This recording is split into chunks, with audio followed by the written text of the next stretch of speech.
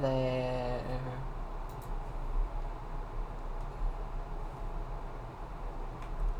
Are you McFuck? Are you ready for DMC for Devil May Cry 5?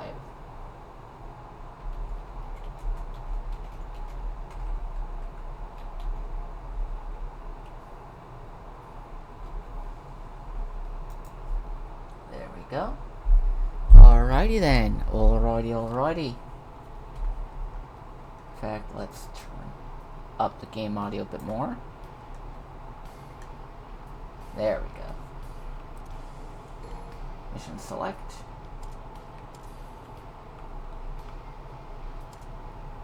Vergil mode.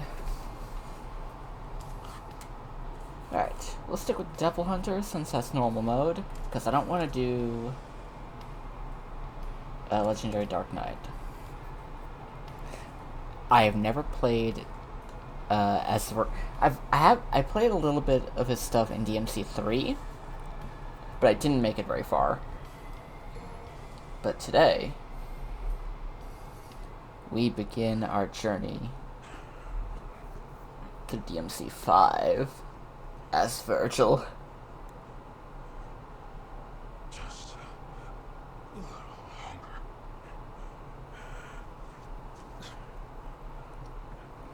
You need something? What is it? Hungry? Well, you're in luck now, because food's ready. Kitty always makes too much. Hope you like loud talkers too, because got a pair of those upstairs. You see something you like? You a demon? Nero, the food's getting cold! Kitty, get back inside now! Christ alive! Turn down the audio just a little bit. I'm taking this back. I'm running out of time. I love how they redubbed his voice there, because they didn't need to.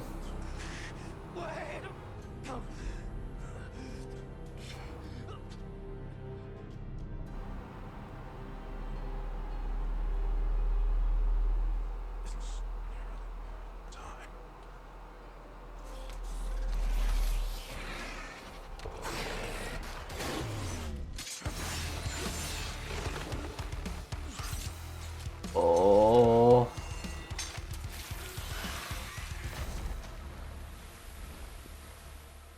At last, I will.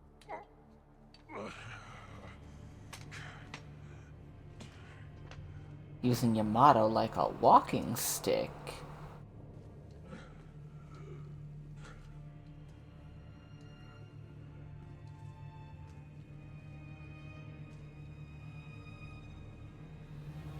Did no one ever, like,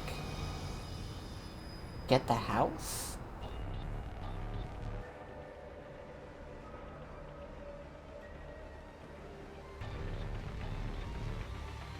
Oh, yeah.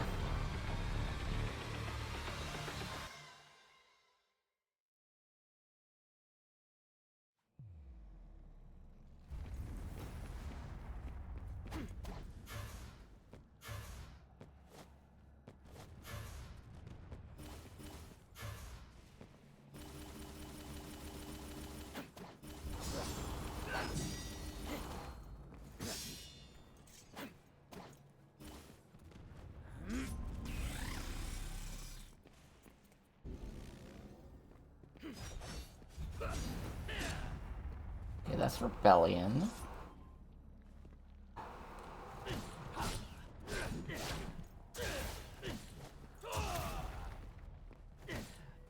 Beowulf.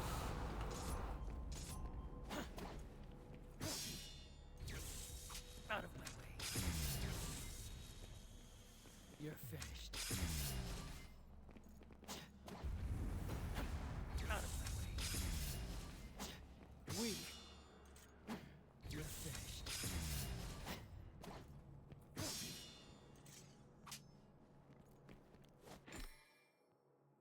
Alright.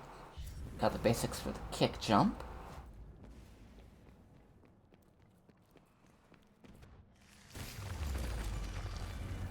Hey, the basic dudes.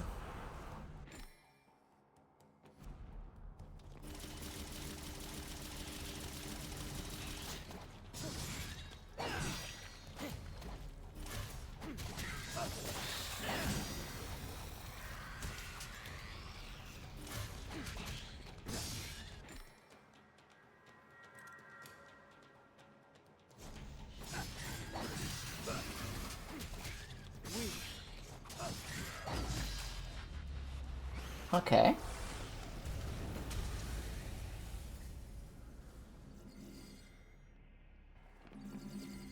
Getting the feel.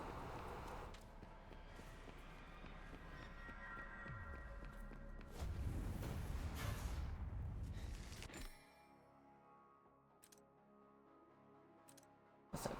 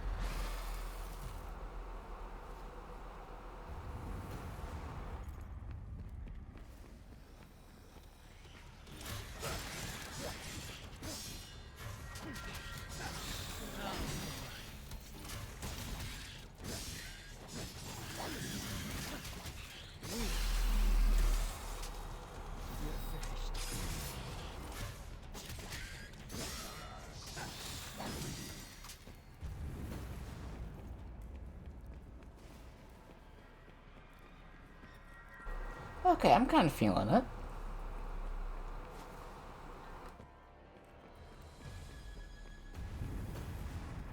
I'm feeling motivated.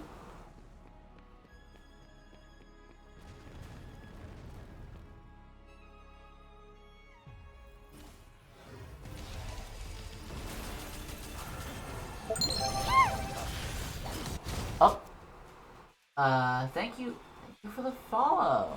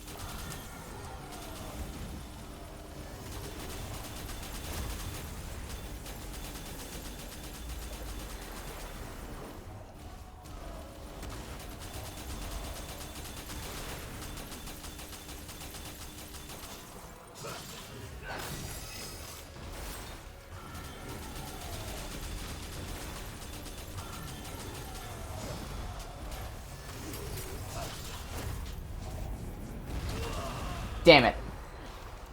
Oh, that would have been so cool. That would have been so cool if I could.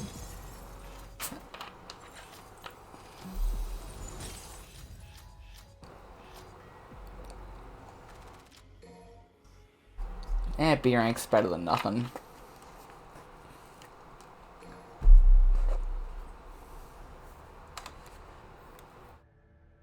Alright. Now let's get some new stuff. First off, I want that speed. I want to go faster. Trick dodge. Okay.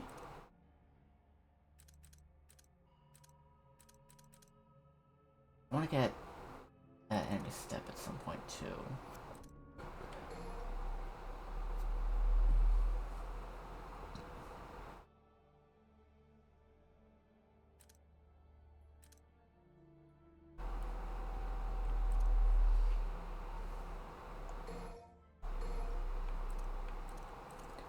Rising Star.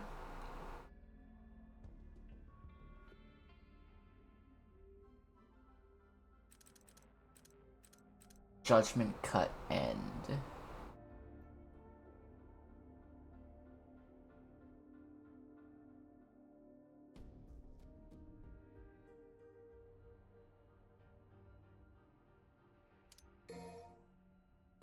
Okay, I want to try this.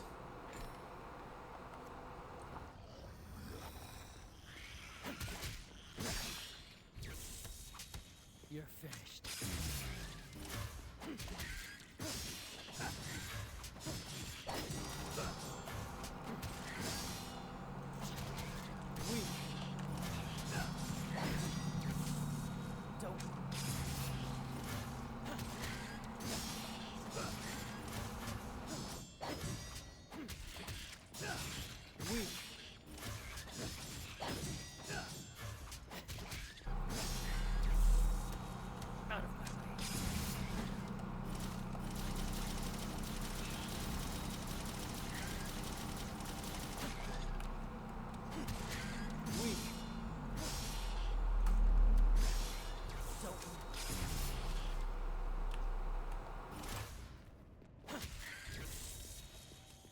You're finished.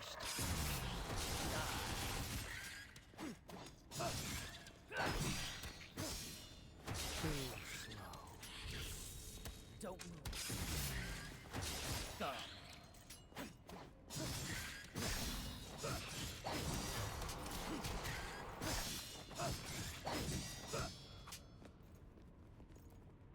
Okay, so as long as I'm locked on, I build concentration.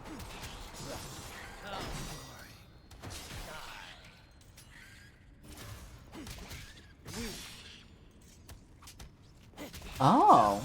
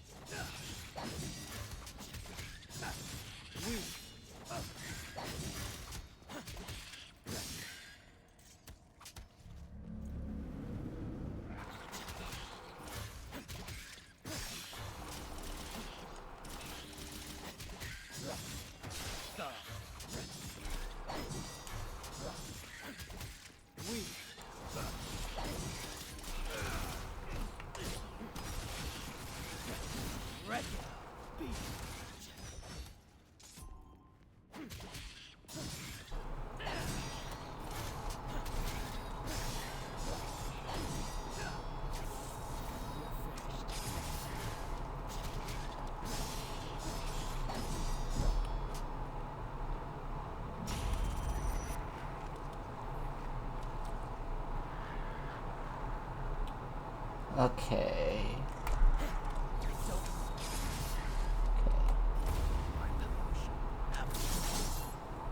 I am the star. Okay, I like that. I'm digging it. I'm digging that. Alright, then we've got Beowulf, the Mirage Edge, and the Mirage Blade. This...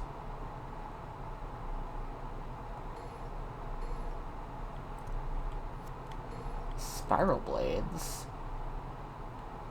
Oh, Storm Blades.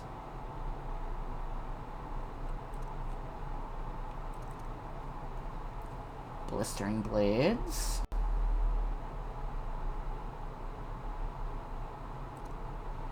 Heavy Rainbow. Let's get a new combo.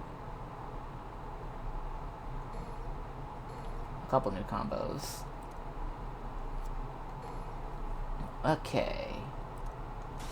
Now we continue on as the Storm.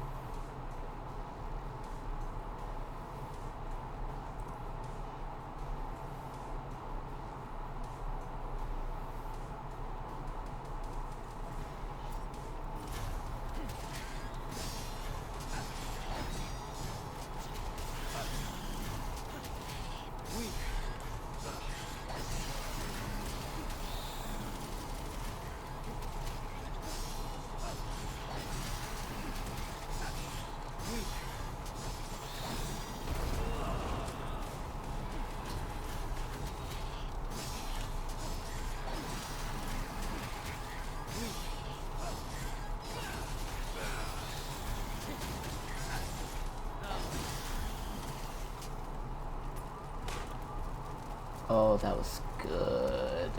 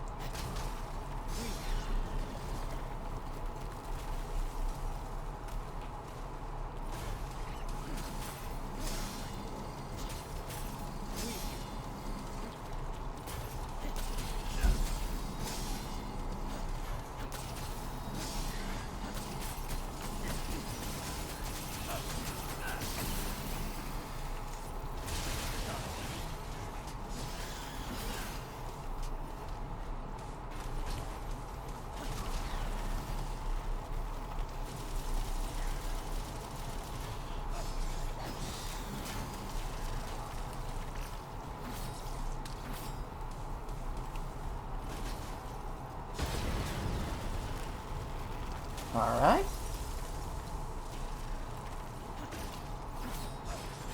Oh, DMC5 finally downloaded for you? Yeah, it downloaded yesterday. Oh, it did? Oh, no. I don't know. I don't think you told me. I Uh, Either way, alright, just put your blob up on the stream. Everyone welcome Lizzie. All single viewer, that is probably Lizzie. no, it's not me. Then it's It could've probably been. then it's Not. probably me. Fucking, we're.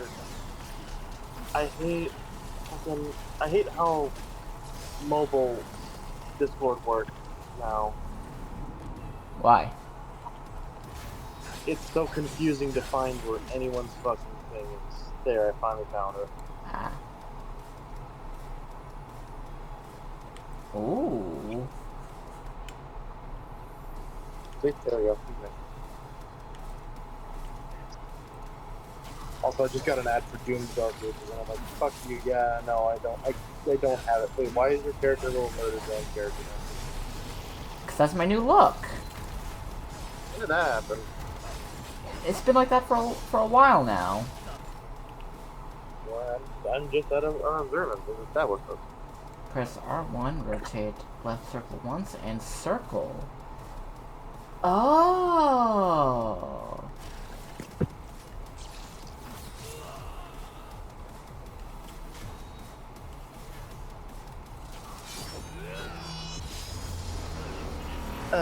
Time But this. yeah, Oh, that's cool. we'll figure out how to, like, as they say we, as if, like, you don't already know. I will figure out how to do the reactive image thing eventually. It's not even that hard. Like, It just, you haven't sent me the link thingy and, like, given me instructions. it doesn't even. It's. Why? I'll send you the link to it later. Yeah. It's really not that hard. It's literally you go to the website, you log it in with your Discord, and then you just plug in the pictures you want for the talking version and the silent version. Gotcha. Which, Yes. I mean, you'll be sending that one, I assume. Yeah, hell, I can even give you I can even, like, screen share and show you how to do it. Yeah, no, yeah, that'd be fine.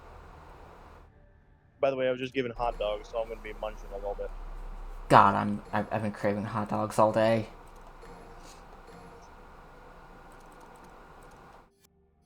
Like, I was legitimately thinking about, like, ordering DoorDash and just getting, like, a chili dog from Sonic. Sonic ass.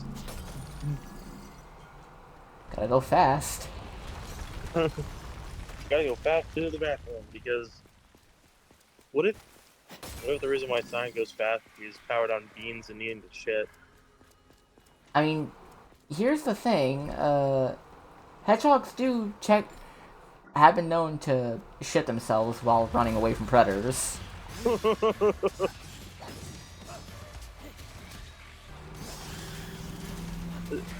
Sonic's probably like, by the time they find that hood, I'll be like miles away.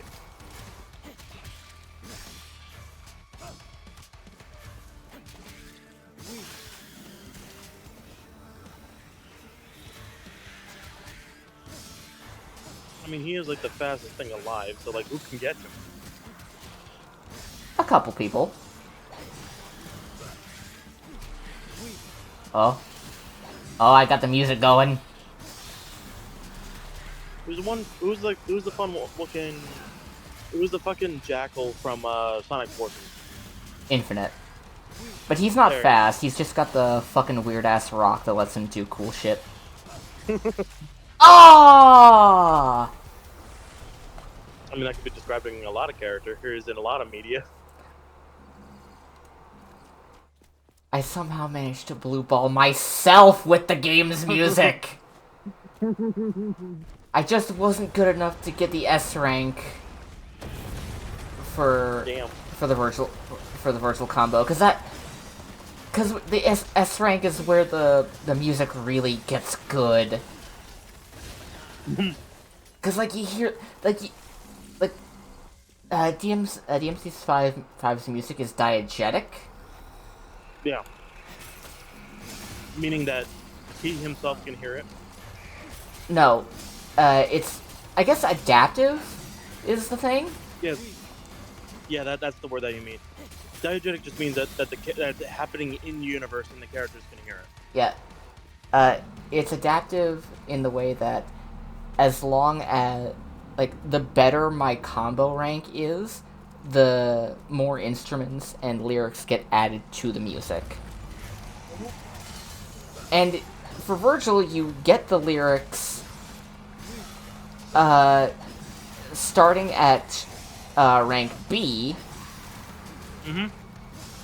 but A rank is where you get the build-up to... I am the storm. You know, I am the storm that is approaching. Yeah, I see that your combo is now currently an A. Ah, you heard it for a second. Like, I am the storm. But fuck, girl, I love Bury the Light so much. It is genuinely one of the coolest songs I've ever fucking heard in any game. Yeah, that's fair.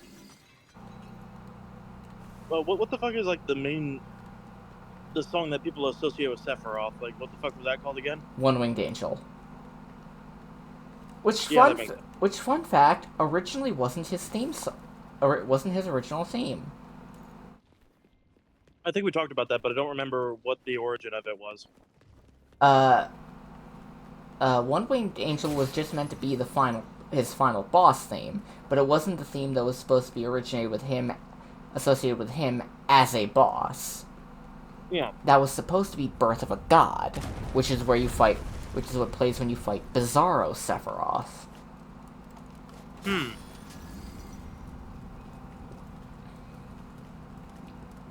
And Birth of a God is still a really good song. But, you know, people remember the final boss theme more than they remember Phase 1 of the final boss. Yeah, it do be like that. Plus, it helps that One Winged Angel is legitimately fucking amazing, and every remix just gets better and better.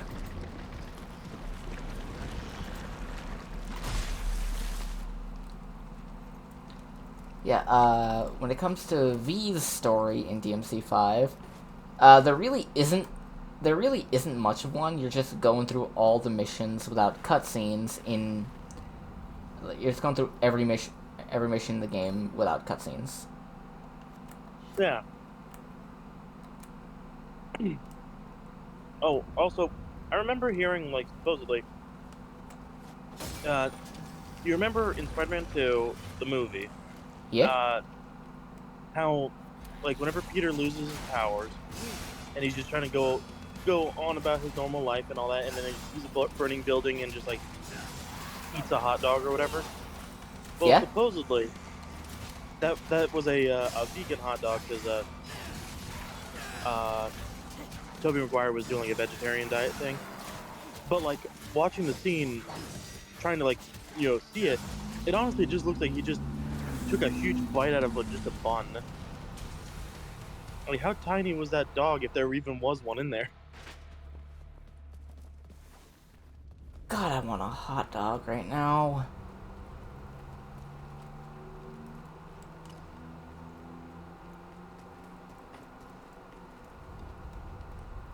Fucking underrated hot dog style, in my opinion, is the Chicago dog.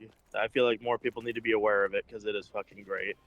I don't think I've ever had a Chicago dog. It's got like a dill relish, poppy seed bun. Let me look it up so I can find out exactly what's on it. Chicago dog.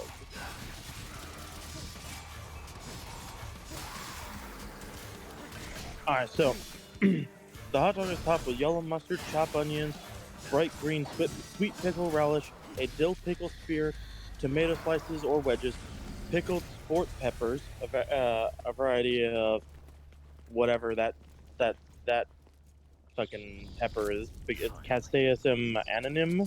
I don't know. I don't know what the fuck that means. You And a can dash goop. of celery. Alright, so it's basically just a hot dog with the works. Yeah, and like I said, it's on a poppy seed bun, which I've been fucking trying to get down here in Florida, but just no one sells it. And I'm like, why? Does it have to be poppy seeds? You don't have to, but I just want it to be. Yeah, Because I love poppy seeds. it wouldn't hurt to try something new. Bush, you fucking idiot. She tried hopping out the bed, saw that I had like an empty plate. I think it scared her, so she like moved back a little bit, so like she didn't quite grab onto the edge of the bed and just fell off. God damn, does that look good? I could go without the tomato personally, but I mean, the rest I'm down for. The only reason why I wouldn't want to, not that it's I'm getting more used to tomato on things, but it's mostly I don't want wedges of tomato on something, you know? That just seems like too much tomato. Yeah.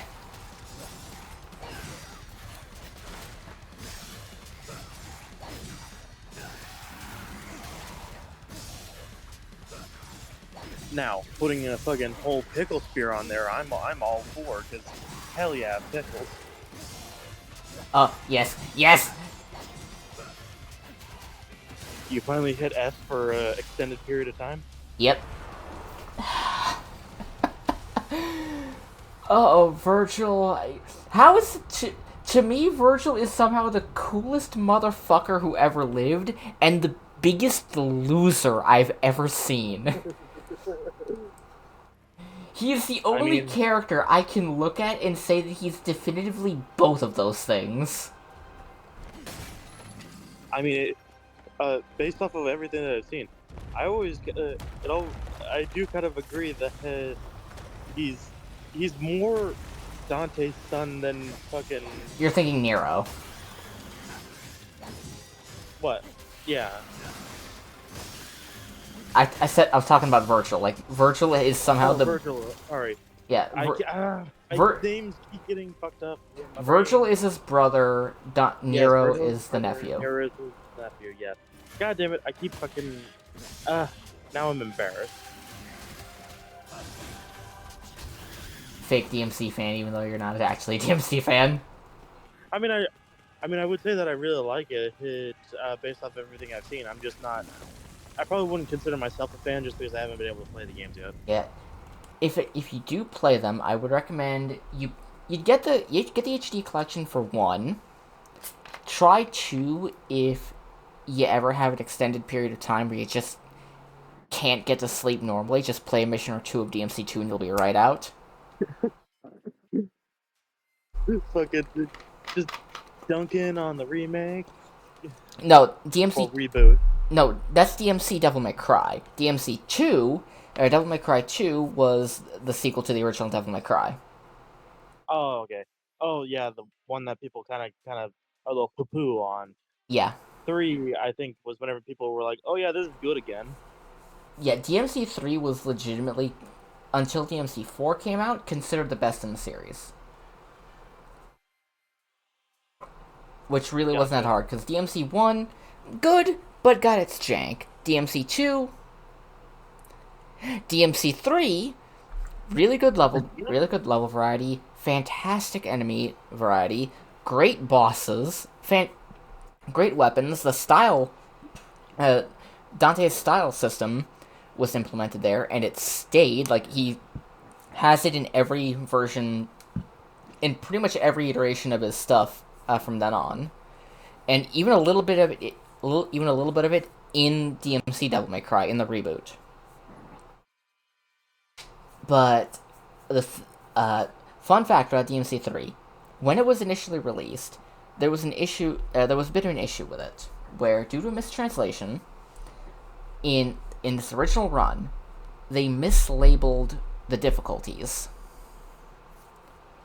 Where American normal mode in the initial release of DMC3 was Japanese hard mode. Yeah, so for Americans, the difficulty for every difficulty setting, all of it was in actuality the next harder one up. So easy was normal mode. Normal mode was hard mode. Hard mode was I can't remember what it was. I think it was very hard, and then Dante Must Die mode, where everything is just trying to kick you in the teeth. And then after that, though, you unlock when DMC3 introduced it, probably the best difficulty setting in the game, Heaven or Hell mode, where everything dies in one hit. Every enemy, every boss, you die in one hit. So you don't really get, but for that one, you don't get to mess around with like the crazy combos, but you do turn Dante into the quickest gunslinger this side of the Mississippi. And then as the best payoff for the entire game, you get the absolute amazing feeling of being able to look Vergil in the eye and beat him in one shot. Oh, that makes me think of the fucking, you remember the fucking Brave and the Bold episode where guy was being a prick? I mean, more so than usual to Batman. And Batman just punches him once and he goes down. Oh yeah, that was, when they introduced Despero as a villain. Yeah. Yeah, you know, the Eye of Despacito or whatever. The Eye of Despero. I know, I'm just making fun of him. Because he thinks himself, I'm incredibly superior to all of you, and I will turn every Green Lantern into my slave or whatever. It was actually because of that episode that I learned about Mogo. Oh, the Living Planet? Yep. Oh, he's pretty cool. Mogo would kick the shit out of Ego. Absolutely. I'm surprised... Yeah, I'm surprised that, like, they haven't done, like, more crossover stuff with that kind of thing. Yeah. Like, that'd be some interesting stuff. Like, have some of the flagships talk to each other, like, can you imagine, like, maybe 2 or 3 issues of Captain America and Superman, like, chatting it up, having a discussion, maybe fighting some bad guys together? Yeah.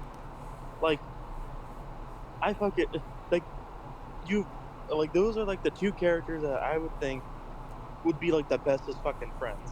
That would be so good. Or what, like... And, like, I can even imagine, like, Batman and Spider-Man, like, getting along a little bit, like, maybe a little tense at first, but he's like, yeah, no, like, they'd get along. I think they'd get along. Now, let's think of 2 characters who would fucking hate each other. Batman and Punisher. Oh, absolutely. Like, actually, that'd be a great way to, like, introduce Spidey and Batman together. Like, he just sees Batman and Punisher, Batman just beating the shit out of Frank.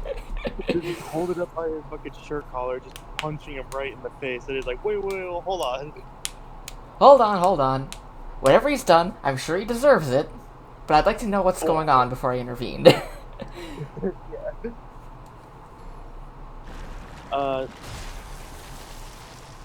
I wonder, I bet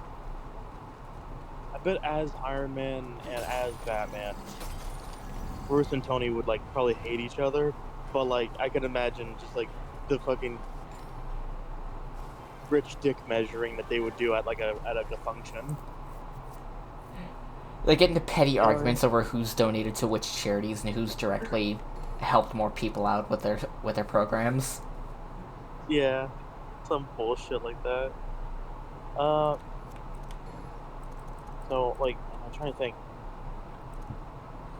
Flash and, well, I think Flash and Spider-Man will also like each other, I think. Oh, absolutely. Like especially if it's Wally West. Uh,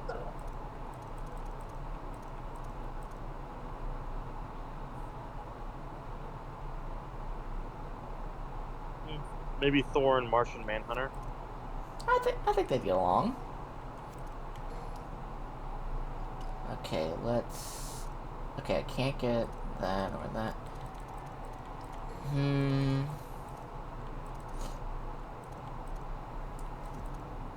Yeah, I'll save up for.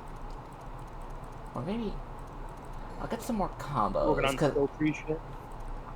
yeah, I'm just buying more combos and things I can do with Yamato. Like, I want to get Judgment Cut End. Like, I want that specifically.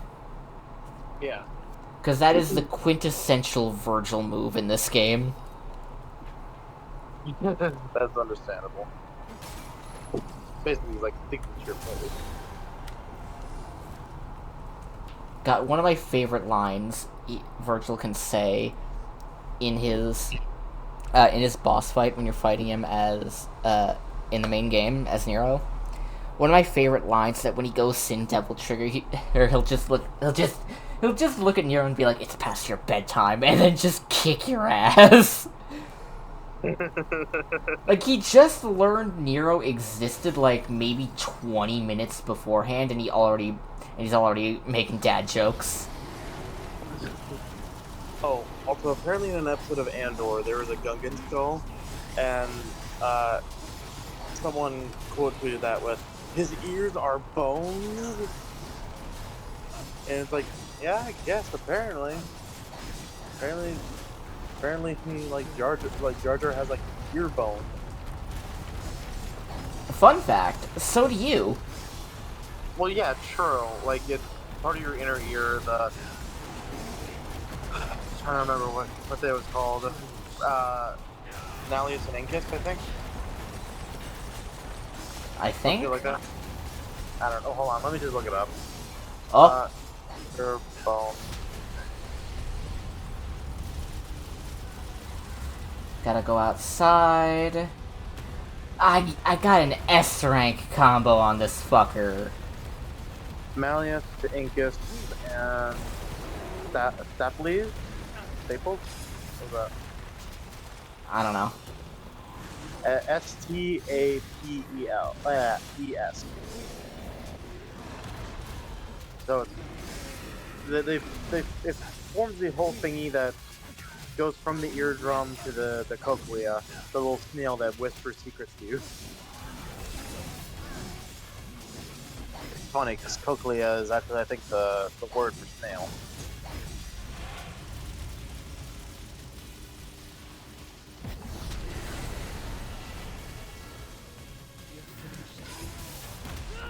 Ah! That's the first hit I took in this fight. And it's when he's down to a quarter health. Second time.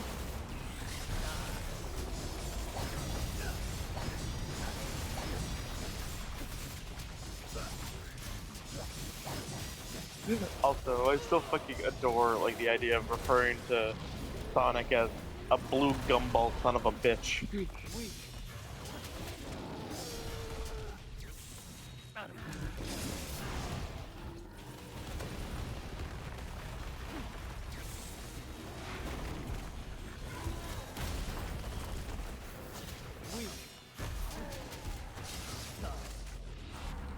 Ah, that could have gone so much better at the end.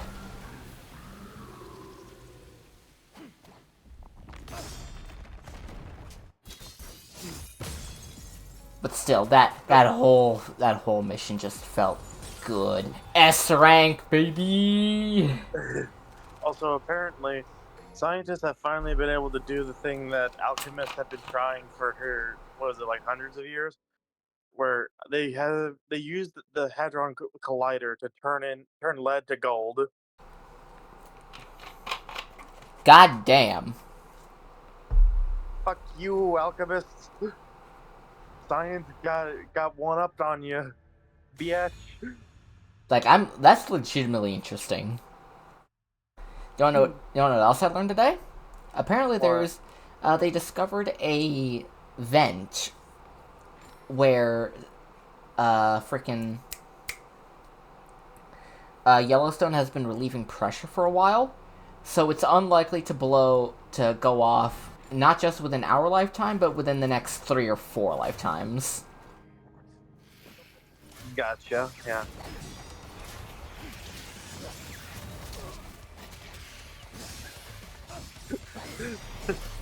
Fuck. God damn it! I love and hate Twitter at the same time. Fucking someone made a joke, saying, uh, How the fuck did I do that? saying Space Kong has been confirmed for the villain for Godzilla Kong Supernova. That'd be funny. But I didn't know you could just. I didn't know you could just parry the fucking lava balls from the fire bats. I didn't know I could do that. That's cool.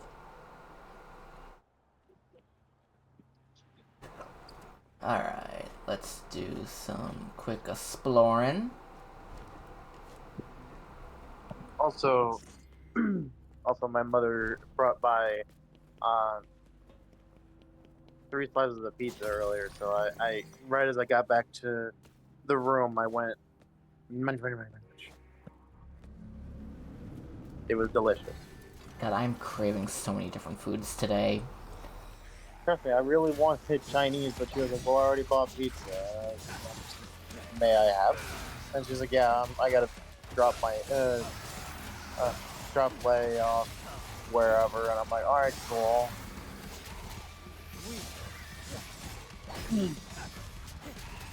So I got that from her, and also I got a pencil sharpener, so I'll actually be able to fucking sharpen my colored pencils so I can do more coloring, because it is terrifying to use the X-Acto knife to sharpen a colored pencil, Ah. as you can imagine.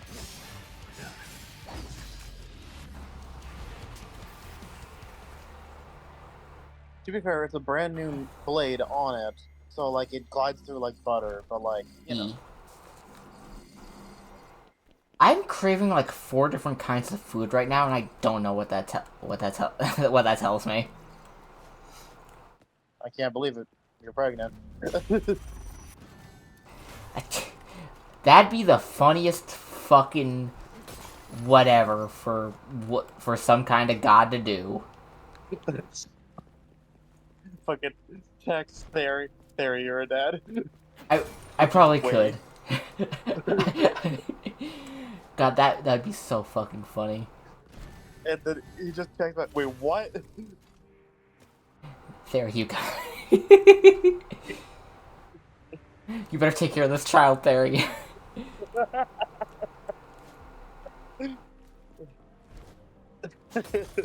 I didn't fall in love with a deadbeat. Oh god.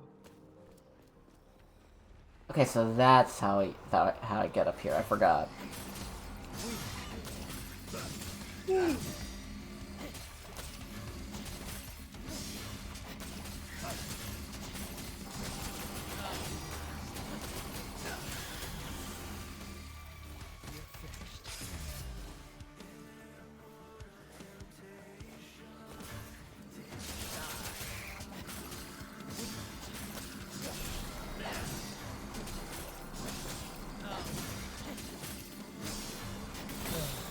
There we go.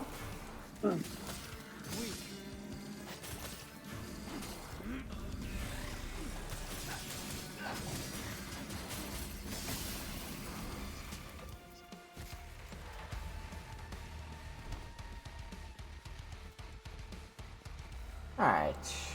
I forgot. Alright, now that I know how to get up here, I'll have to do it again at some point.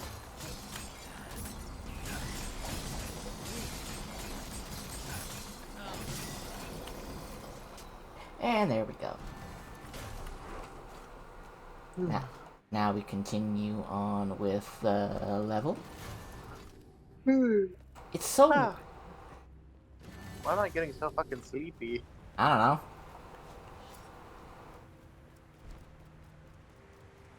Probably because you're not listening to enough Bury the Light. Oh, that's fair. Yeah, just give me a couple minutes, I'll have it ready for you.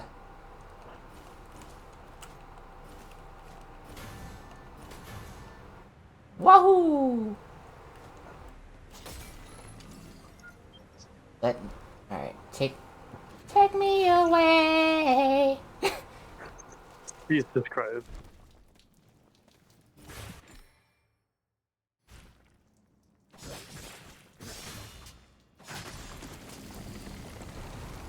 God, Vergil's teleport is real weird when you try to teleport into a wall. Gotta say, this meme that I just saw is very accurate. You may fascinate a woman by giving her a little palm-sized bat. I mean, I'd be fascinated. I'd be fucking all over it. That'd be my son now. Which, in all fairness, you could fascinate anyone by giving them a palm-sized bat. Just be like small. Yeah. Any animal that's small, like, well, most animals that are small, most people are like, oh, hell yeah, or just think it's like so fucking cute. Did I ever tell you the story of how I almost broke down crying outside a dollar store because I saw a tiny little dog? Oh yeah, you did tell me about that.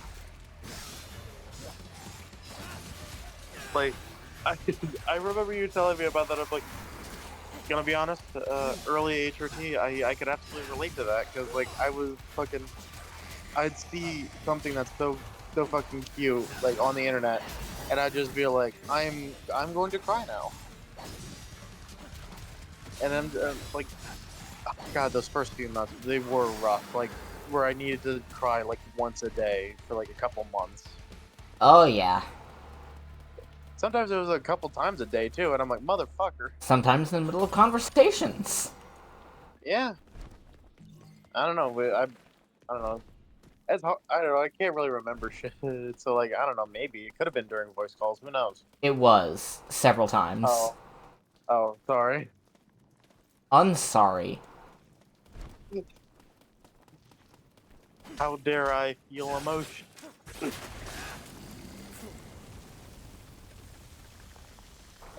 Boy. All I know is, at least, oh shit. It seems like the end of the month falls back onto a fucking. The last day of the month falls on a Sunday again. I better. Number one, I better not be in like such excruciating pain that we have to fucking stop D&D again.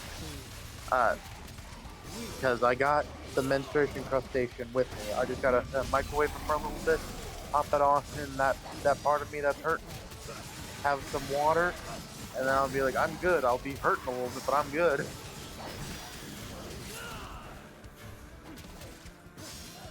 I don't think it'll be too bad.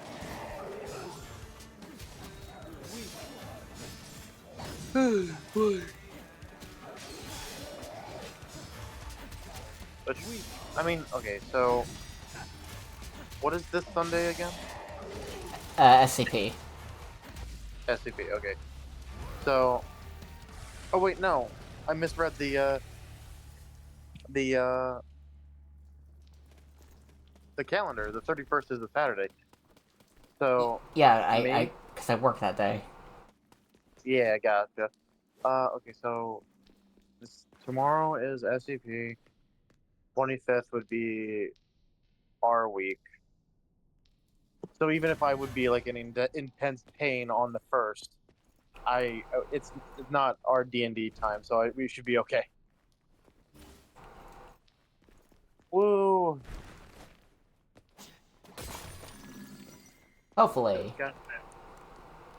I just hope that I don't experience it, period. But if I am, it'll be whenever we're not relying upon me being there.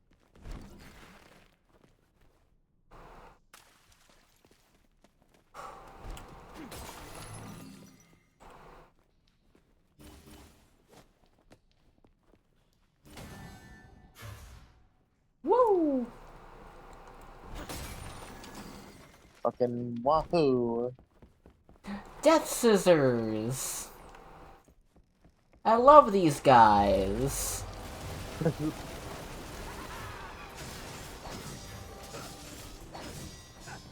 Also, someone fucking posted a picture where it was a like a huge cluster of like scissors, and it said biblically accurate lesbian.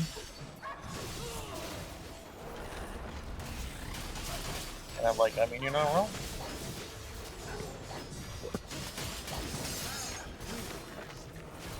Ooh, good fuckers.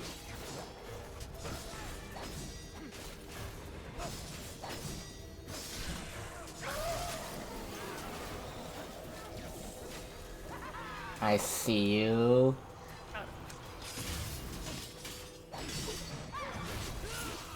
Shit.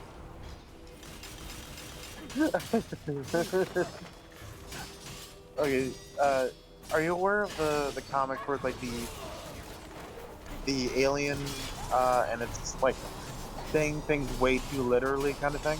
Yeah. My regulation, eating a cookie in bed, notices all the fucking crumbs. Ew. Life giver, you were correct. Yeah, it's... The older you get, the more you realize, hey, maybe my parents were onto something. Maybe they were onto something with all those little things that they said that I couldn't do. Solution: eat soft batch cookies. They won't make crumbs. I mean, sometimes they do. And when they do, they are much larger crumbs, and then you have much larger problems. Well, then you just have snacks for later. That's gross. I'm not gonna eat cookie crumbs off my thighs!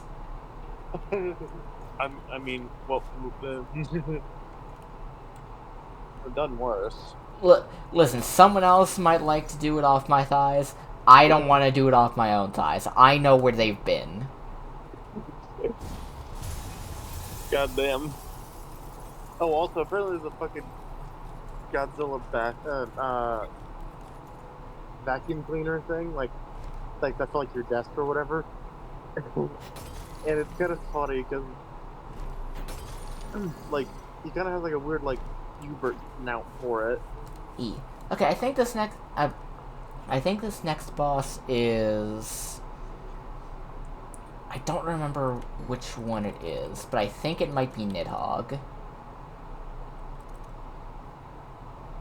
Okay, I'm gonna get Aerial Cleave and Void Slash, which means that the last thing I need for Yamato is Judgment Cut End.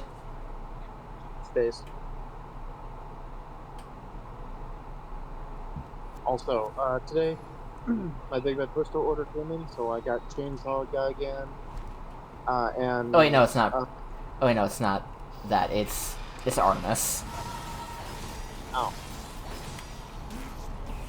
It's kind of funny because my the mom friend of my server is also named Artemis. I mean, to be fair, she is an actual mom, but like, you know what I mean.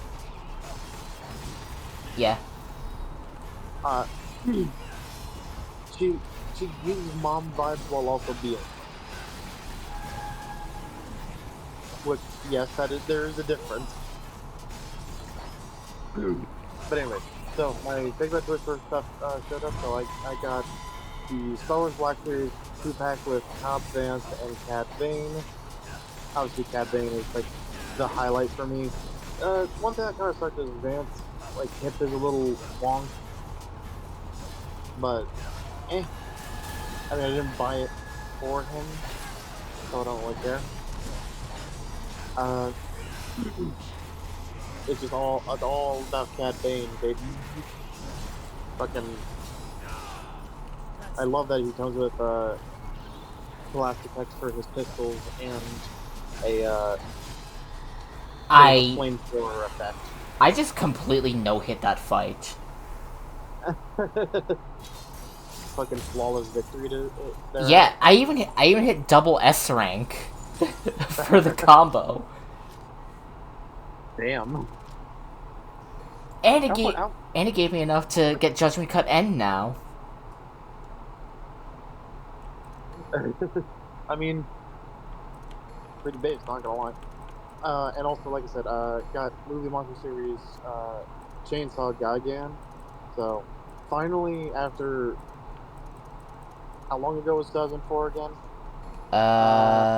21 years.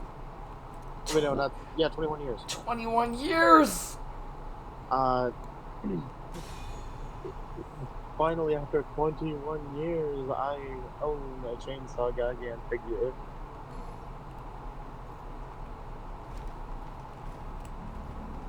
All right, now this is a V. Now this is a V stage. There we go. Now it's like, but yeah, it still makes me fucking laugh how it really took them 20 years after Final Wars came out for them to make a figure based off of Zilla, which is honestly like one of the highlights of the movie is that the Japanese Godzilla and American Godzilla were in the same movie. And Japanese Godzilla kicked the shit out of American Godzilla. To be fair, he'd also kick the shit out of like everyone except Kaiser Ghidorah. It took a lot of work to kill Kaiser Ghidorah. Yeah, but the thing is, like, the fight with Zilla was the shortest in the entire movie. It was 11 seconds. Are you sure? Because I think Hedorah's was shorter. Because because remember, Finalist Hedorah is a guy. He gets knocked out of the ocean. Ebera gets knocked out of the ocean right after. Ebera stabs him in the eye. Godzilla blows both of them up with his atomic breath. Yeah, but here's the thing. That might have, yeah. I don't think that whole sequence took 11 seconds. From the moment those two like get into fighting positions, it is 11 seconds before Zilla is blown up. Yeah, though, based on what I heard, he apparently was added very, very late in production. That's why they didn't make a new CGI model for him. What they did was take the Trendmaster's Ultimate Godzilla toy, scan it, and then turn that scan into the model. No wonder he looked like he was made of rubber. Because so here's the funniest thing is, so the movie monster series Zilla 2004, it's a toy based off of a CGI model based off of a toy. That's like Toyception.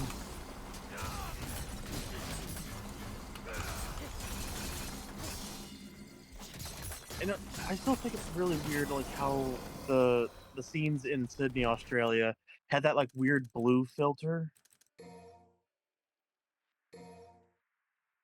Like it really it did help like give every area of the world it's like its own identity, so like you could track based off of just visually looking at it.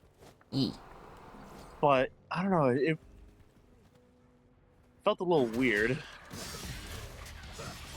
like how any like American show, like the second you cross the border into Mexico, it's suddenly sepia tone.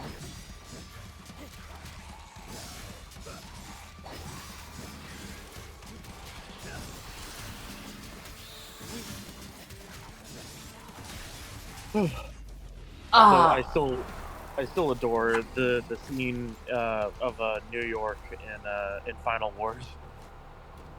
When Rodan shows up, when the music goes from this funky hip hop kind of thing to all the monsters have coordinated to attack.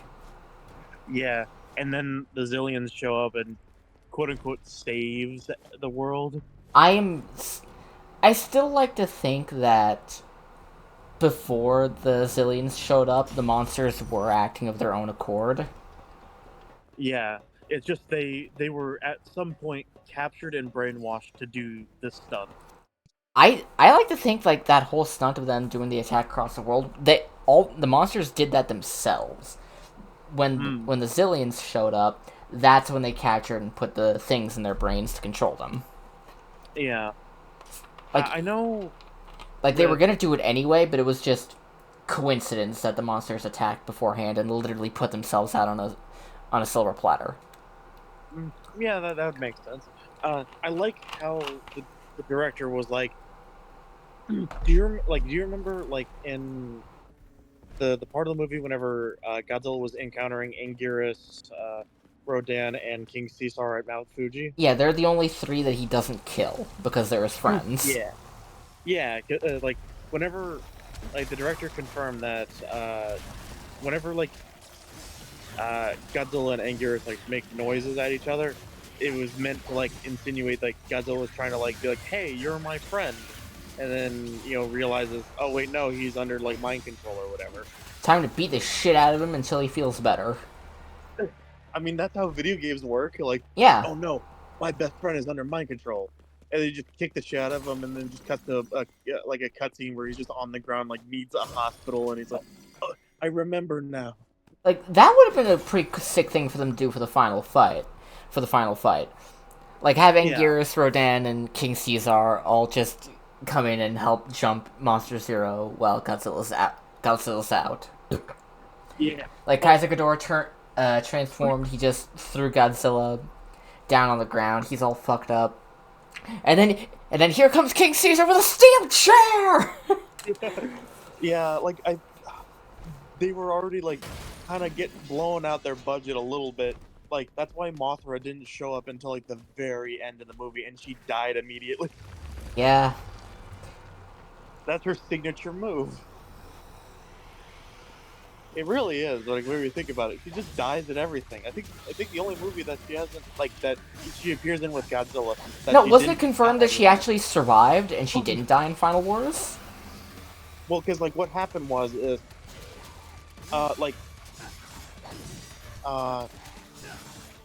Gigan like shot his like eye laser at her, caught her on fire. There was an explosion. Gigan thought that she died, and then He got his head cut off by his own buzzsaws. Yeah, and then she flew into him on fire and blew him up.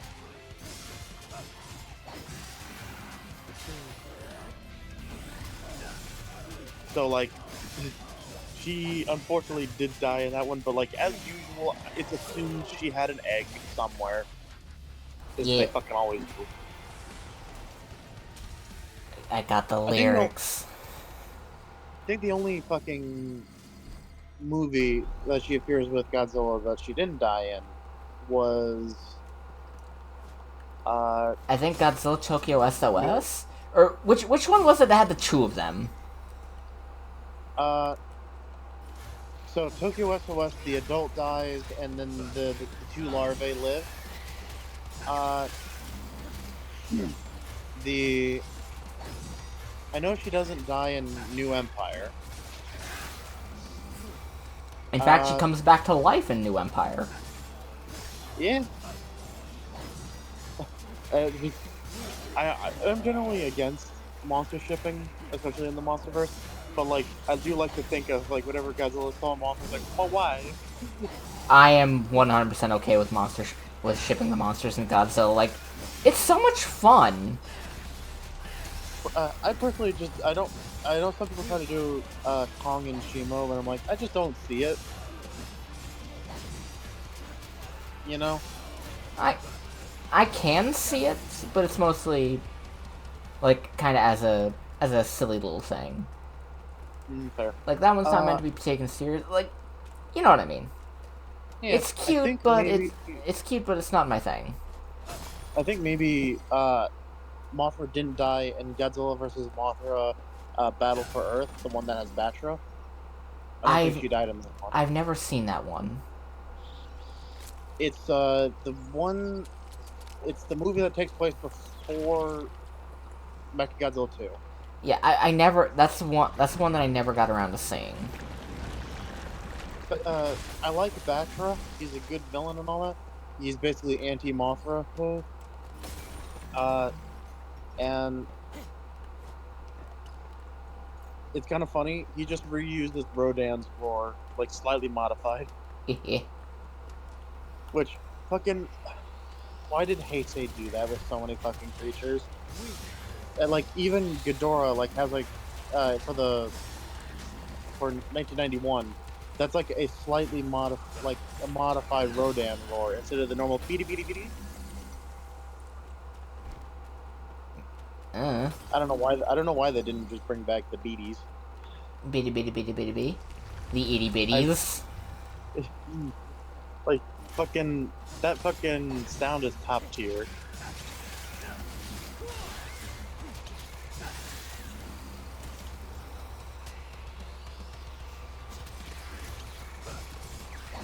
Also, fucking, I just love that for Mogira, like the sounds that Mogira makes. It's just a robotic voice thing, Mogira.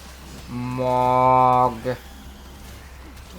And like the thing is, I think that only applies to the Heisei one, the one from Mysterians, where it's aliens that made Mogira. The Wait, no, I think it just no, makes Heisei Mogira was an Earth creation. I remember yeah. that. Yeah, because the one that the aliens made was in the movie The Mysterians, which Which is from the was, Showa era. yeah, that was Showa. Yeah, where where like kind of a goldish color rather than the blue and silver. E. A inferior design in my opinion, Oh, absolutely. and it can't separate into the spaceship and the tank. Which, I mean, we always love transforming combining robots. Fuck yeah. They have still yet to make a toy that could do the transforming combining thing, which I'm like, how? That's like the easiest thing to make a toy of. Like, Transformers can do that. Ooh. Also, I love that fucking Trendmasters Mogira, like the bendable toy where it like has like the bendy wire in it. E? Like Mogira's nose, like is kind of like pointed downward, so it looks so sad. It's like, yeah, sorry, bendable Mogira is depressed. And also, Morg. I don't fucking understand why fucking bendable Godzilla and bendable Space Godzilla, their legs are like spread wide open. Like, bro, close your legs, please. they're just letting it all hang out. Like, Jesus Christ. Uh, like bendable Rodan and I think bendable Ghidorah were like the best uses of the Ooh. bendable figures because bendable Ghidorah, you know, you can then use the bendy wire in each of their neck, and bendable Rodan, you were able to, you know, get him into a flying position that the normal toy couldn't. E. Oh, gotta collect all the red orbs. Something does weird me out that there was a bendable Mecha Godzilla, so it's like it looks like metal, but like you touch it and it's rubber. It's like ew.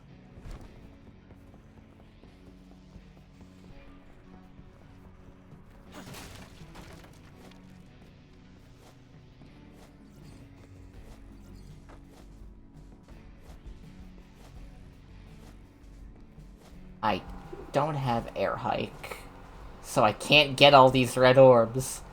I can't jump high enough. Oh well, at least I have the... Why did I hit retry? I hit... Okay, we'll give it another shot. Just to see if I can.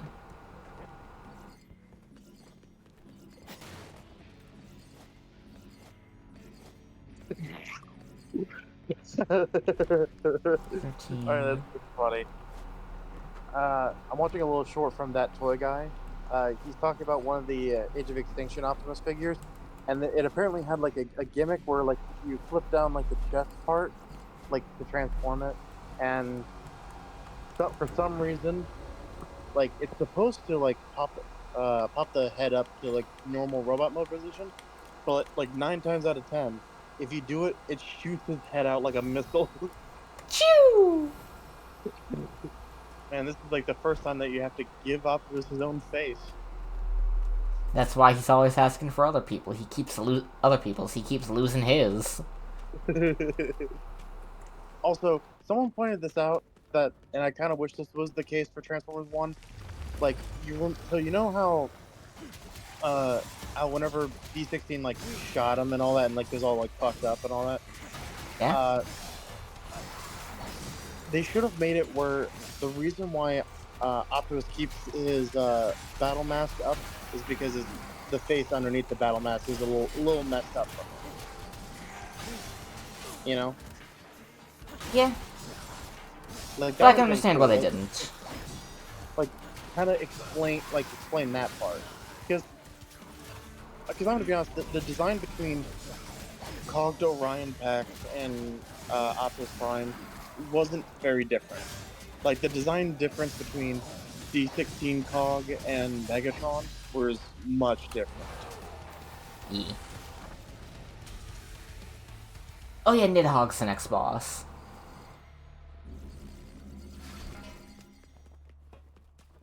Boy.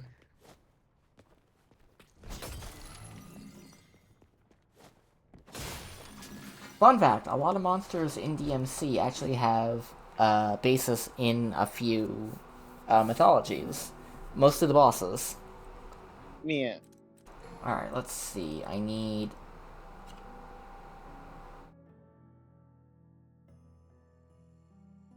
There's a block thing? Also, I don't know if I mentioned, but people are already overanalyzing some of the desk trinkets that was in the teaser for Supernova. Like, oh my god, the little bobblehead Godzilla, his skin is green. He must be green in it. And I'm like, maybe have you considered, like, that's just a toy? Yeah. Like, that might be it. Like, Godzilla in most of his movies, he's charcoal gray to black, yet a lot of the toys is Kind of green. And it's just like the only time that I think in the movies like he was green was Godzilla vs. Megaguirus. He was very obviously green in that one, and I'm like a little weirded out, but you know, I fuck with it. Yeah.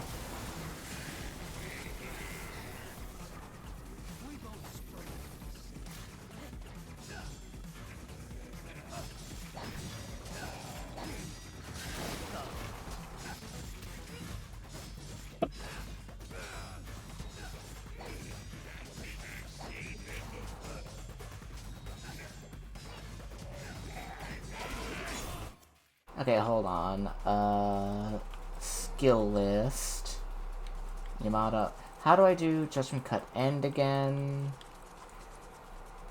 R1 plus forward triangle circle. Okay. I'll do that when Nidhogg brings the tentacles out again. Okay. Also, one thing that kind of pisses me off is I gotta fill the concentration meter first. Oh, rip. They made Evolved Godzilla and Beast Gauntlet Kong just standard retail releases for Movie Monster series. But hey, if you want the two kaiju that were technically the villains of the movie, Scar King and Shimo, fuck you. You have to get fucking a premium Bandai set, and they look worse than normal retail figures. And you gotta spend like 3 times the price or whatever. Because fuck you, premium Bandai. So I'm just kind of like, fuck it. Like, if I'm gonna get a figure of Shimo, I would rather just save up to $60, buy the Haya Toys one, where she is like fully articulated and looks fucking awesome. Oh, excuse me, looks fucking awesome. God damn, fucking. Why do I keep drinking soda whenever I have to talk a lot? I don't know. This has been an ongoing issue for how many years now? Listen, I do the same thing. Yeah, that's fair.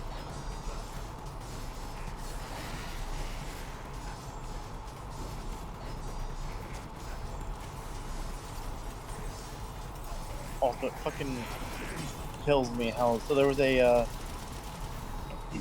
comic and it had Space Godzilla and he was holding like a little baby Space Godzilla, and for some reason he decided to be a fucking prick and just murders his child.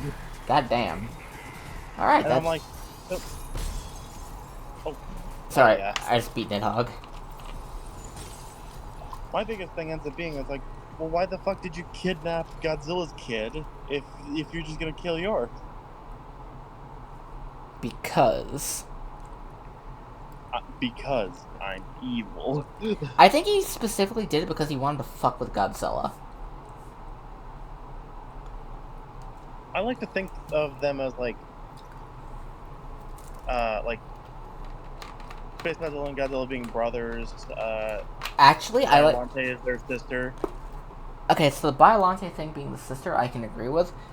I used to think Space Godzilla would consider himself Godzilla's brother, but I thought it'd be funnier and probably more entertaining, or even a better story, if Space Godzilla considered himself Godzilla's firstborn son, or maybe even his secondborn after Junior, or like maybe yeah. Like, I'm gonna fuck with my dad. Like he kidnaps Godzilla Jr. to be like, yeah, no, I'm the one who's gonna, like, I'm the real prince of the monsters. I'm the one that's gonna rule this goddamn planet.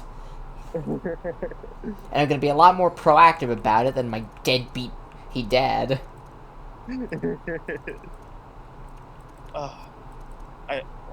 I just got reminded of whenever in the beginning of New Empire, whenever Godzilla kicked the shit out of Cilia in Rome. Yeah, that. Just did someone order crab legs?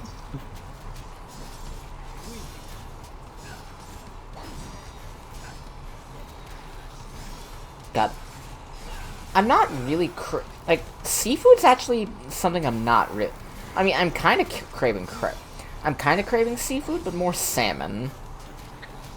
Yeah, it's fair. I do love salmon. I could live like a bear.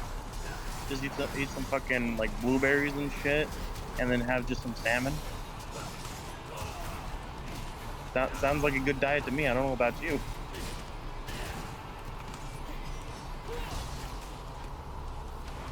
God. I fucking love snow crab though.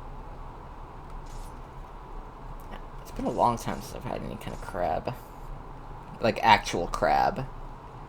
Yeah, fair. Also, some people are like, oh, I gotta put Old Bay. I gotta dip my crab in some butter or whatever. And I'm like, that just making me sound like you just don't like the taste of crab, because like, I like, whenever I eat snow crab, I just crack it open and eat it. Like, yeah. I love the taste of just the meat. Like, the taste is fine, but you know, you can always use a little bit of pizzazz with it. Yeah, it's just more or less just kind of like, I love just like the kind of like slight sweetness crab meat has compared to the lobster. Like, I love lobster, obviously, but I don't know. Crab meat just generally is more tender and it's, like I said, sweeter. Let me up there. Let me up there. What are you trying to do? I was trying to get up here.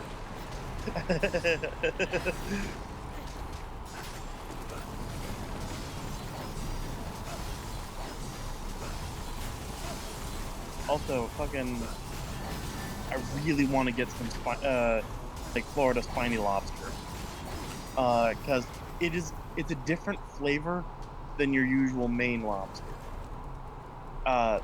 It's basically it's just giant shrimp, isn't it? I mean, you ain't wrong, honestly.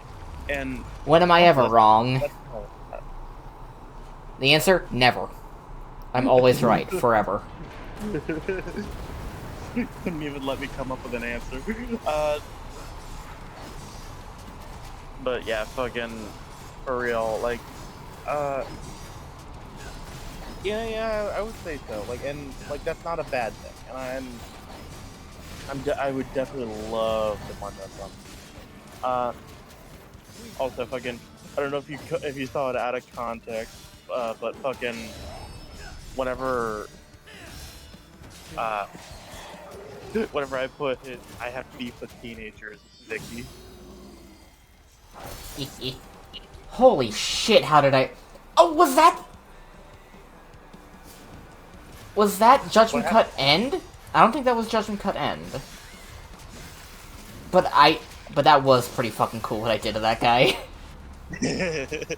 Also, she called Dice math rocks, and I'm like, Yeah? I hate that you're not wrong. Click clack shiny goblin rocks. Because basically, like, how we ended up on that topic was just like how she was kind of like, I don't really fully understand like collectibles and all that, and then she got on the topic of like, well, I mean, I do like kind of collect rocks, and like I think sometimes I like see a cool rock and grab it, and then then she had like the kind of like realization moment of like, wait, is that why I like dice so much? Yeah.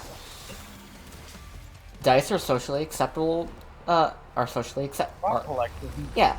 I mean, and even then, rock collecting is still socially acceptable.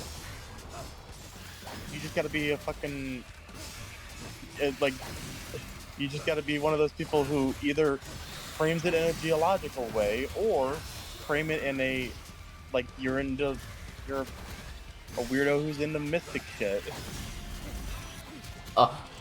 Yes! Like, why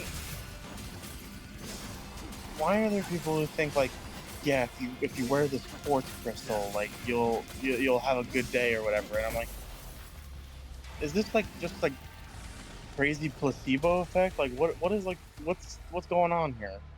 It is. But one of my favorite things I've seen with that kind of also like that is like here, like list of rocks for banishing people. Any of them if you throw them hard enough. And then immediately after that, it was a picture someone took of them holding a legitimate piece of quartz rock that was like the size of their head. Yeah. I love whenever people carve and polish crystal, like where it's like that like Space God's little spike. Like, shit's nuts. So what's up with the fucking mantis? Big bug demon. It sure is. And I killed it without taking a single hit. Those things were the bane of my existence when fighting them as Nero, but I just clowned on it. I was gonna say, are you just like that? Like, did you just practice that much with? This is the first time I've ever played as Vergil in DMC5. What the fuck? And you did Syracuse like savant nature with video games just rub up on you? Listen, I'm really good at hack and slash games. Like, I'm already good at DMC5. The fact that Vergil's just on another level. Yeah, that's fair. Oh, also fucking, Plus, it kind of helps he's got this thing. What's up? It kind of helps that he's got this thing where the more you keep attacking enemies, the stronger you get, and the more powerful your combos become. So quite literally, the more I hit shit, the harder I hit shit, and the faster I hit shit. Yeah, that's fair. I fucking need to fucking kick my ass into gear so I can finish Doom Eternal so that I can justify getting Doom the Dark Ages, because I want to fucking use that gun that shoots skulls. I'm interested in Doom the Dark Ages. I just kind of want to because of Doom. Ow! You're stepping on it, my tit, cat. Oh, okay. Let's. Dumbass! Wait, what happened? He hit that dude. Just slapped an exploding barrel. Okay, let me. Okay, I'm gonna. Okay, I need.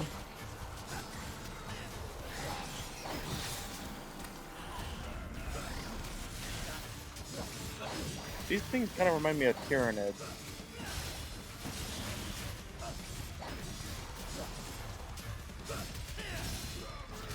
Yeah, can you stop stepping on my boobs? Yeah, wonder why they're fucking sensitive and sore constantly, because I have a small, annoying cat that likes to step all over me. God, I want to use freaking Judgment Cut End so bad. But I can't. I'm killing things too fast. Aren't you coming up on like a boss or whatever by the end of the stage? Yeah, but Judgment Cut End's better for. It's better for a bunch of enemies. Oh,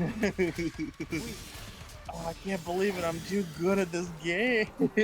I really am.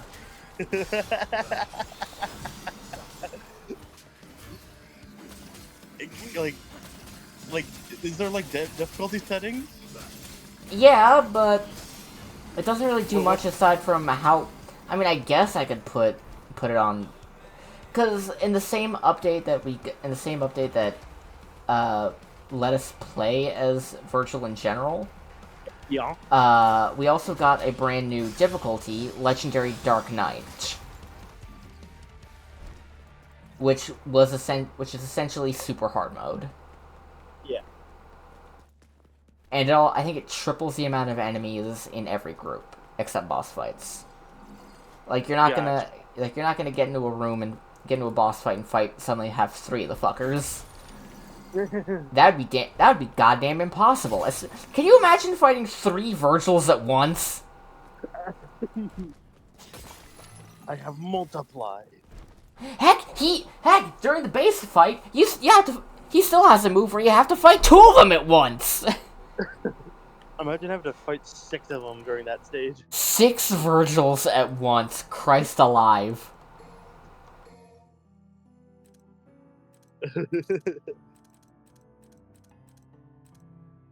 Wait a second, does Vergil just not get access to Air Hike? Well, that's whack. That's fucking wild. Unless I got an enemy step. And now, alright, now I can start focusing on getting a few more things for the Mirage Blades, which is Vergil's only ranged option. Vergil's only ranged option is fucking laser swords. And here's the thing, since he doesn't have an animation for firing them, they just kind of do this. You can do it mid-combo. That's funny. Oh, also, fucking, someone posted on Twitter. Okay, so you know how, like, Stormtrooper helmets have, like that kind of, like, vent hole on their mask that kind of looks like a sad face? Yeah? So it's like someone, like, referred to, like, they made a video about Star Wars and, like, referred to it as, like, a mouth and, like, the grid detail kind of looks like teeth. It's all, somewhere in my, my makeup bag. So like, was mentioning like referring to it as like a mouth and teeth kind of thing, and Star Wars fans were like, "Oh, it's clearly like an exhaust port or whatever," and I'm just like, Star Wars fans are like so fucking annoying. Like whenever you refer to something not by its official name, and it's like, "Oh, why didn't you call it the Glump Shitto port or whatever?" Like, I hate. Why are Star Wars fans like this? What was the, like, hold on, what was the exact wording that I used? Because the exact wording I used was pretty funny, I think. Patting myself on the back there, yeah, I know. Hey, sometimes you gotta... Sometimes you do gotta pat yourself on the back, because who else will do it for you? Who else will do it if not Yeah. you? Yeah, I called it the Slurp Gungler report. Like, for real, like, hey, like, it really, like, you call a lightsaber a laser sword, and they're just like, oh, it's not a laser sword. And I'm just like, you need to get a life. Oh! Judgment Cut End! Hell yeah. I am the storm that is approaching. Provoke! Oh, triple S, hell yes! Oh, that Man, felt this guy good. got That felt good. So, like, what was that guy's name again? Like, who's that Elder guy Knight, on, Elder Knight Garion. Well, the horse was Garion. the knight is just called Knight. The knight is, I believe, Cavalier Angelo. I just heard myself off your end. What the fuck just happened? Oh, that was weird. I don't know how that happened. But yeah, the knight's called Cavalier Angelo, which, fun fact, if you were somehow dense enough to not get that V and, it was Vergil, Yeah. every boss in this game has some connection to Vergil. Gotcha. Like the Elder Knight Garion, the Garion horse carriage was a boss fight in DMC3. The King Cerberus you fight later on in the game. Cerberus was the first boss you fought in DMC3. V himself uses 3 different things, 2 bosses and a mini-boss, as his familiars from DMC1. He uses Griffin, a Shadow, and Nightmare. Ooh. And when you fight Cavalier Angelo, the knight that was on the horse, when you fight him, not only is it pretty much just note for note how how he fought as Nilo Angelo in DMC1, but but the way he kind of powers a couple of the monsters, like Artemis and Cavalier Angelo, are kind of he turned Lady and Trish into badnik batteries, like a la Sonic the Hedgehog. Artemis was the thing that was the one that was powered by Lady, who he met in DMC3, but Cavalier Angelo was powered by Trish, who was kind of a co-worker of his when he was Nilo Angelo in DMC1. I think the only bosses that have no connection to Vergil are Malphus, and it's Malphus and Nidhogg, and I think that's it. All the other bosses are connected to Vergil in some way. Oh, and Gilgamesh. I completely forgot about Gilgamesh. Why is it that my brain, every time that I hear Gilgamesh, my brain autocorrects it to fucking Gargamel from fucking Smurfs? I hear Gilgamesh, my first thing that comes to mind is THE VOID! Yeah, I mean, that makes sense. Okay, I have enemy steps, so I just gotta jump. Damn it. Jump. Okay, you know what, fuck this.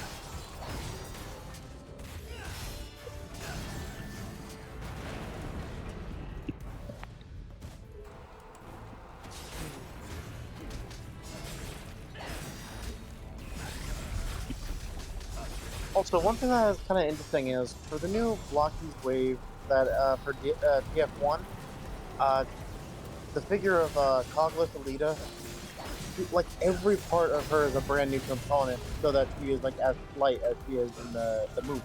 Oh, really? Like, and like she has brand new knee joints. Like she has like full on like double jointed knees, whereas the guys, they just get single joints. And it's like, haha, get fucked, men. I'm being silly. but you know, I think it's really interesting that like they're expanding like how much more pieces, like specialized pieces, they're okay with doing for Galaxy blocks. Though I know there are some people who really like the mix and match capabilities of uh, of blockies, but I'm just kind of like, generally no one is going to be doing that. Like generally how it's going to work is that people put together the little kits, play with them for a little bit, pop up on the shelf, and then there you go, you're done. Like no one's going to be popping everyone apart constantly and swapping parts around, you know? Yeah. This isn't Bionicle. Sadly. Fucking Even though that would Lego go so hard. Lego could be making bank if they knew how to handle something as beloved as Bionicle, but no.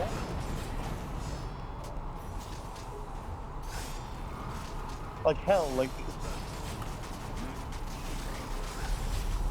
I wish they would just like using the new like the current like construction system.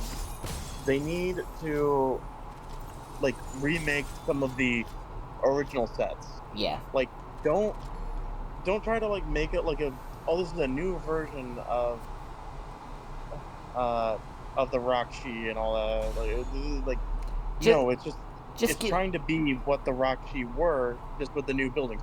Yeah, just give us like an idealized version of what everything was supposed to be. Yeah. Because like year one of Bionicle was so like simple, and like Lego like is able to do like way more detailed, complex shit. Like hell, I personally think like Bionicle designs and you got to that perfect mix of complexity and simplicity with some of the Glatorian sets. Yeah. And I mean like the first round of Glatorian sets. I don't mean like when they tried to redo some of the old ones in the Glatorian style. Yeah. Like the designs that were in Bionicle Heroes, like that was like the era of Bionicle that I really grew up in. And like that, like I adored like something about like having everything a ball joint system like that. Everything's connected with pins and has like and armor pieces and all that. Like something about that like helps like get the creative juice flowing, you know? Yeah. Like you have no idea how many fucking like Godzillas I made using Bionicle parts. And once Hero Factory came in, where like it added way more parts that let you do parts upon parts, I'm like, fuck yeah, now I can.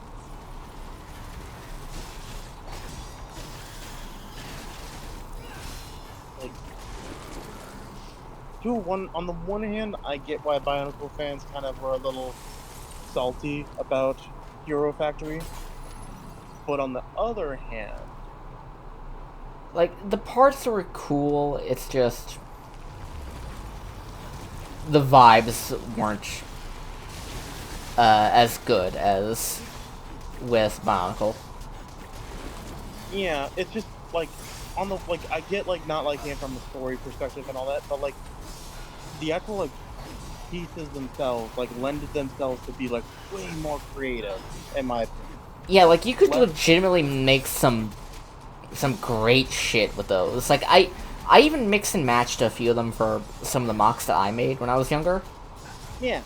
Like hell, I still have a couple of them. I have most of them back. I have most of them back home, still with my sister packed up.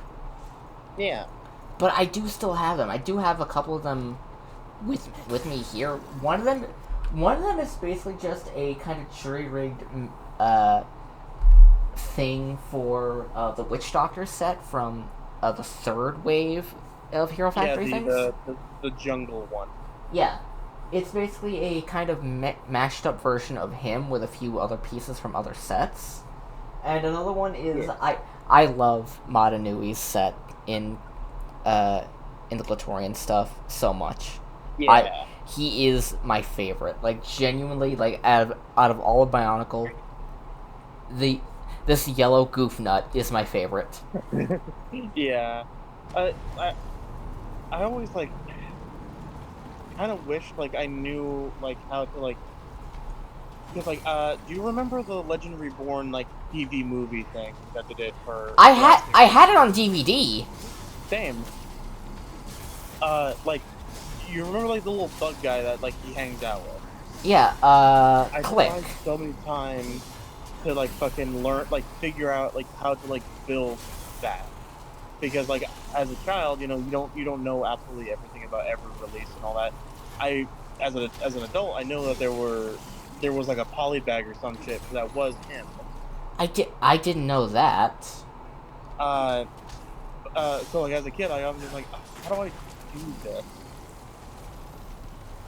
Heck, Theory is the one that taught me a lot of different cool building tricks to actually make a lot of Bionicles. Yeah. Like, if it weren't for Theory, I wouldn't know how to do half the things I could. Yeah. I posted on this one mock method board, like this one like mock that like I did that I think I still have put together somewhere, that I still really like, and someone like, if I remember right, someone was like a little like kind of poo-poo on me because I didn't use any of the CCBS pieces instead of because and like I tried to mention it, it's like I wanted to limit myself to use as many of original Bionicle pieces as possible, not use the character and creature building system. Yeah.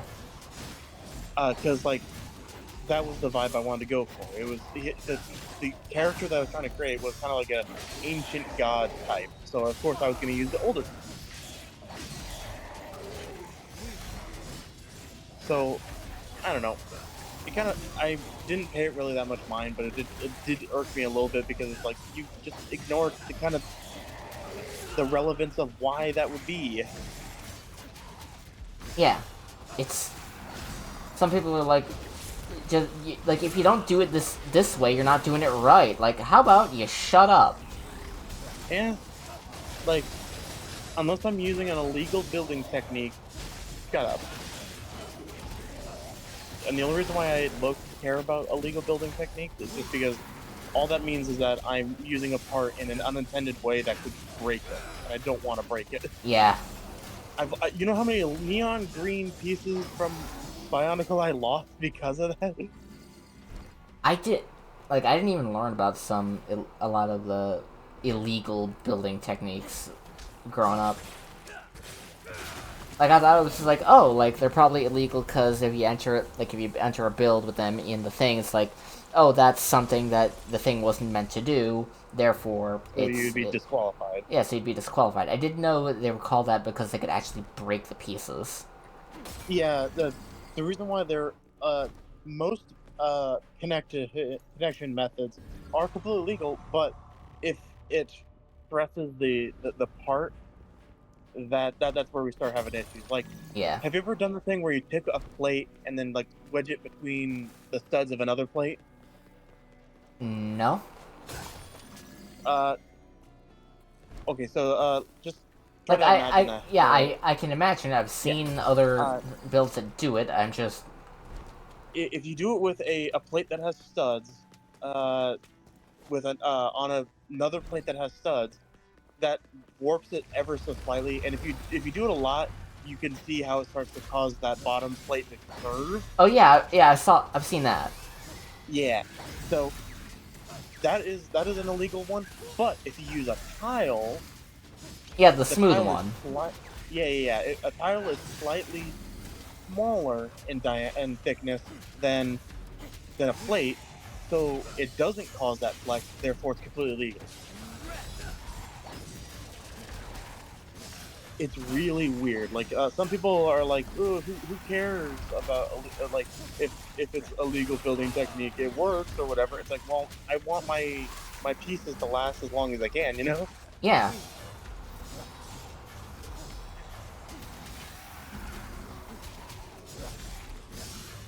And like, I do love the philosophy of like that where Lego is just like, hey, as long as it doesn't like cause the pieces to have any issues, like who cares? But you And know, but for Lego like Lego videos that are oh, oh, oh triple S again. instant triple S from A to triple S in one move. I'm start But I'm starting to see why I'm starting to see why that one lady just like absolutely let Vergil hit it.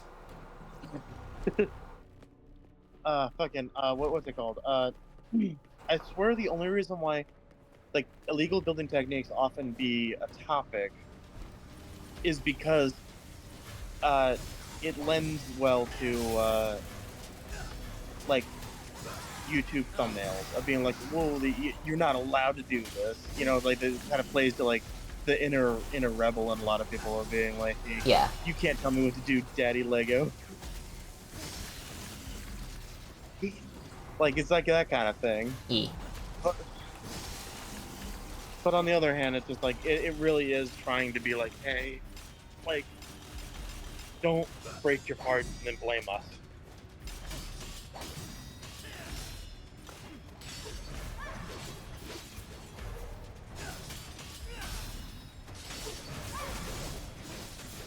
Also, I do like how sometimes Lego will see like people using certain interesting techniques and modify the pieces like between runs so that they are better suited for said techniques. E. I Like see you, Got the fucking walking speed of these guys is slower than the escalators can move.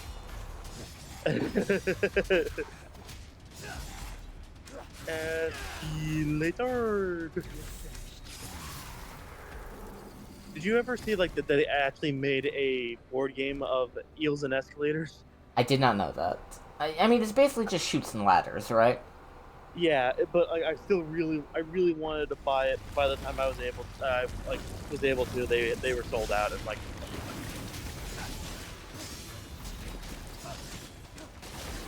was that a? Are those lizard men? Yep.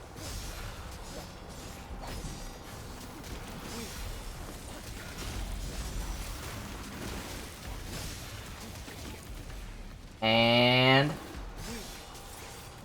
okay, hold on. And You shall die.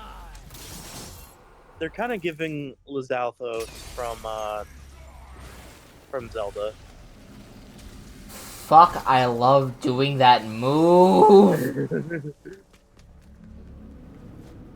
I love like just seeing them do their death animation simultaneously. That is such a any game that lets you do that kind of thing is so good. I love making enemies do their death animations in perfect sync. Alright, let's see.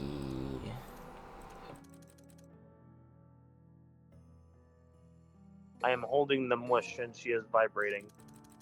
Good. Alright. Alright, I need trick down and yeah, nah, I won't need block. All I really need now is trick down. Teleport diagonally down and back if performed in midair, or backwards if on the ground. So it's basically just a... Okay, so I don't actually need that.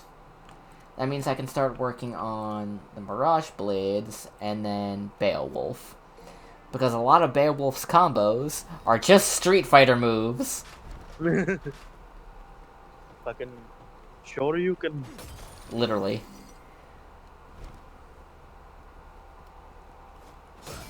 I don't remember who the boss is, because I know this was a Nero stage. I just don't remember who the boss was. Because I like to be Gilgamesh. I know Dante and Vergil are in the new Marvel vs. Capcom. Was there any other DMC characters? The most recent one was Marvel vs. Capcom Infinite. Oh, I didn't. Oh no, I was thinking of 3 then. Oops, I forgot about Infinite. I assume. I'm gonna assume Dante is in that one. I mean, yeah, he clearly is. In fact, I actually really like Marvel like Infinite's story simply because I just kind I don't know, like, I get why people didn't like vibe with Infinite as much when it came out, but it's still okay. It's not the worst thing ever that they were making it out to be. It's just kind of there. Yeah. All right. So there we go. I'm pulling up the list of who's in it. Because I'm just curious. So on the Marvel side, we have Cap, Iron Man, Hulk, Thor, Hawkeye, Carol Danvers, Black Widow, Black Panther, Spider-Man, the Winter Soldier, Gamora, Rocket, Nova, Doctor Strange, Ultron, Thanos, Dormammu, Ghost Rider, Venom. Alright, now for Capcom, we got Arthur, Ryu, Dante, Morgan, Strider, Chris Redfield, Chun-Li, Nathan Rad Spencer, Sigma, X, Zero, I don't know who Jeddah is. Oh, he's like the bad guy from Darkstalkers. He's the M. Bison. Oh, gotcha. Mike Hager. Yeah, Mayor Mike Hager. I love him. Frank West, Firebrand. It just says Monster Hunter. I assume it's just a generic hunter from Monster Hunter. Yeah, I think that one was one added in a later update. Yeah, it says DLC.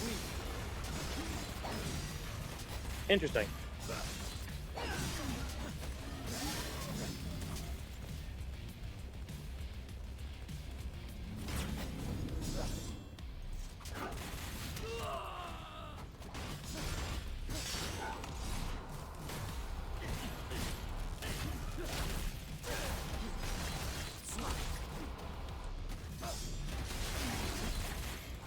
So there's 30 playable characters and 6 additional ones via DLC.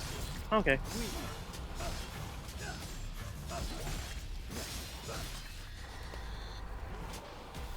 Neat. I know. I enjoyed the story. I only ever played the story mode of Infinite, and I don't think I got any of the DLC. But I did enjoy my time with it. Like, it was fun. It told a decent story, and I liked that it kind of had that thing. Like, it did something that most fighting games you see, like, especially if it's like a crossover fighting game. It didn't end the crossover at the end. Yeah. It didn't do a thing where it's like, now both worlds are separated for now and forevermore until the next crossover game. No, it's like, because there's a scene where Thanos is like beating the shit out of the fusion of Ultron and Sigma, and he cracks the Reality Stone. And it's because he broke it, they can't separate the Marvel and the Capcom universes anymore. They're stuck like that. Fucking everyone just gangs up on and fucking Thanos being like, "You fucking idiot." Well, here's the thing. The reason Thanos beat the shit out of Ultron Sigma was because they needed Thanos because he was the expert on the Infinity Stones. Fair. Gamora, close second. Yeah, but this was also, I think it was also going more off the comics, so I'm not sure. Well, because Gamora in the comics, she wielded the Infinity Gauntlet once. Ah. We need more characters that do that kind of thing. I guess take the Infinity Gauntlet from Thanos. Just fuck around with it for a few hours. I wonder what Savage Green Hulk would do. Why was my first thought endless taco buffet? That'd be Deadpool. I am fucking starving. Endless taco buffet. That was my band name. Endless Taco Buffet.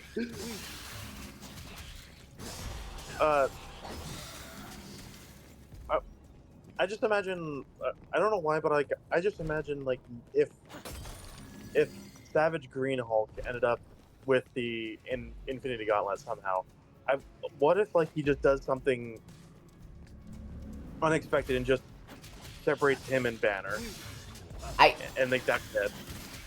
Because I think there have been a couple times where they have separated, and they were both happier for it. Yeah.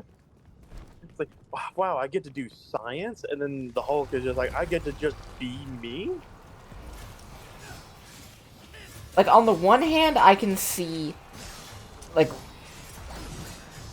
what do you think Hulk would do in his day-to-day life when he's not, like, just beating the shit out of things? Fucking just walks into Hulk's apartment. He's just sitting there playing fucking Fortnite. I can also, weirdly enough, I can see him owning a bar. Yeah, that's fair. Like he's both the bar owner and the bar and the bouncer. Yeah. Like I can imagine, like he just sets it up like for other superpowered beings, you know? Yeah, Hulk seems like a good listener. Yeah. Like there's a reason why him and Spider-Man are actually friends.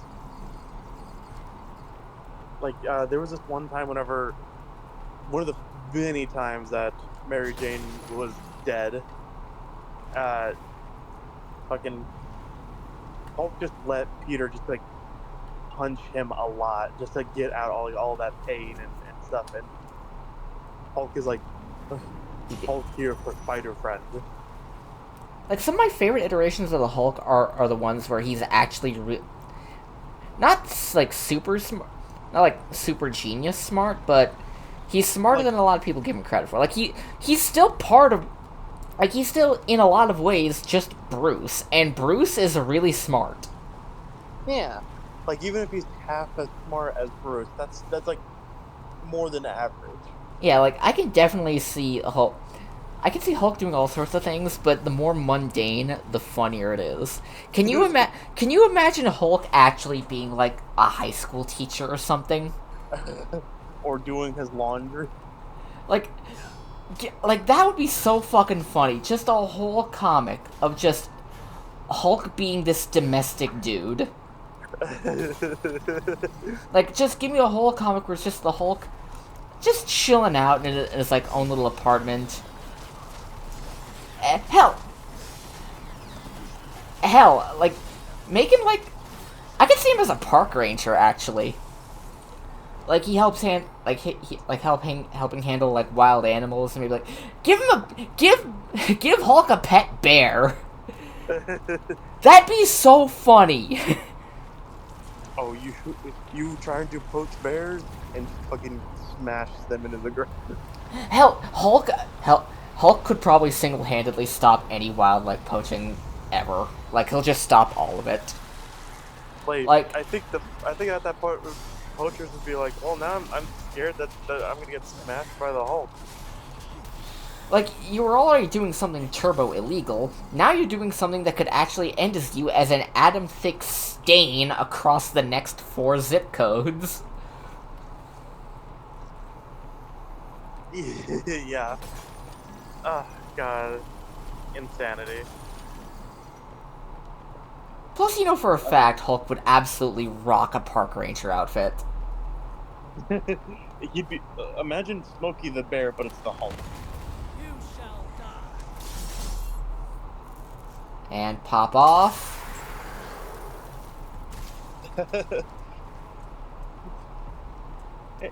They're just like, we just showed up and now you murdered us.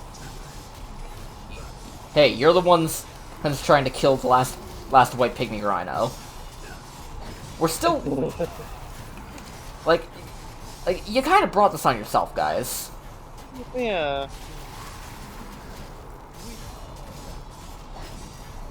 Like, I like the level of smart that he is in Earth's Mightiest Heroes. Yeah, like, he's not the smartest guy in the room when Tony's around, but only At when least- Tony's not around. Like, he's the smartest guy in the room in literally any other circumstance. True. Fucking. Do you remember, like, okay, so, like, they kicked the shit out of Leader in an episode of Earth's Mightiest Heroes, and she was like, it was going to be perfect. I was gonna remake the world in my image. And then fucking Hulk was like, That's the problem, here's you're the problem. ugly. You're ugly. And they just fucking, like, the dude's already down. You didn't have to roast him like that. Actually, yeah, I did. Oh, boy.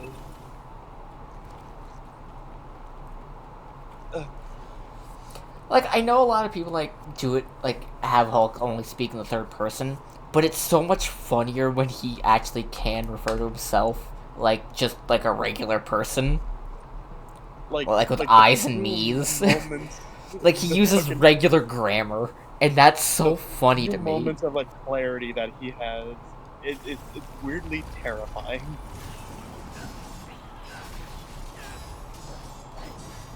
Like, what's scarier, full angry Hulk or Hulk that could actually think?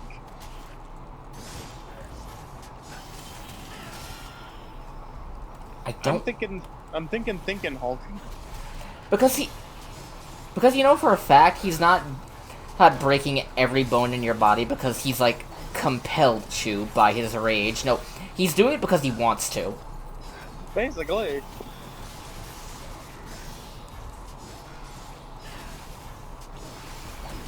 I'm trying to think. What other interesting circumstances can we put him in?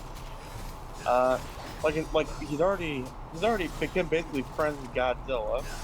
So, like, you know, I crossed that off of this year's bingo. I didn't think that was gonna happen. Weightlifting with Zangief. Like, have you ever seen that? There's this, if you, because you can get Zangief, because you can, like, learn different moves from Zangief in, like, the story mode of, Street Fighter 6. Yeah. Have you ever seen the clip of, like, your character actually learning from Zangief? I don't think so. No. Zangief is, like, the ultimate motivational speaker. Like, I'm gonna see if I can find... Because I have it on my... I think I have it on the computer? I should have it. Let's see,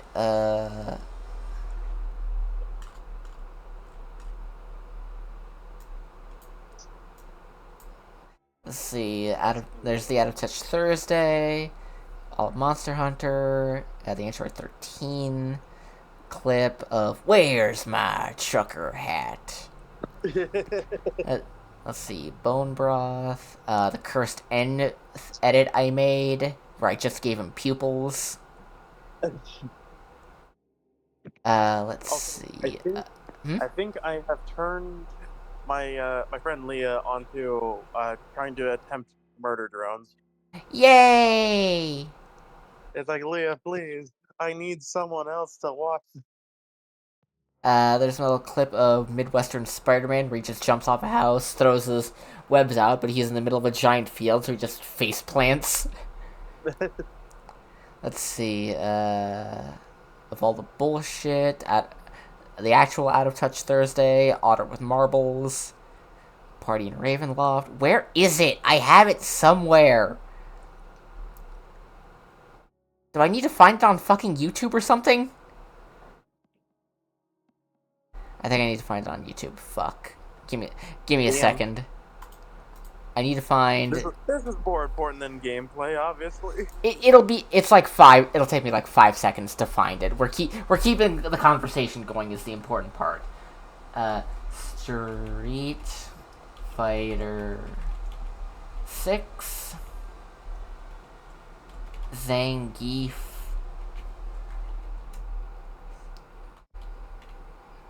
Motivation.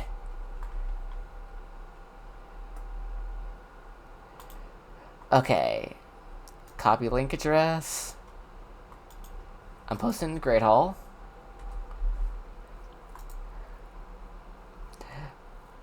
Like, I fucking... Zangief is the one of the best fucking hype men.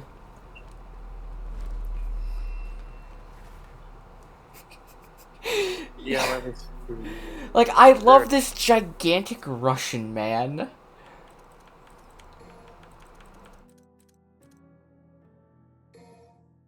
That kind of reminds me of like how there's the moment in Wreck-It Ralph where it's like you are a bad guy, but you are not a bad guy. You're not the bad guy.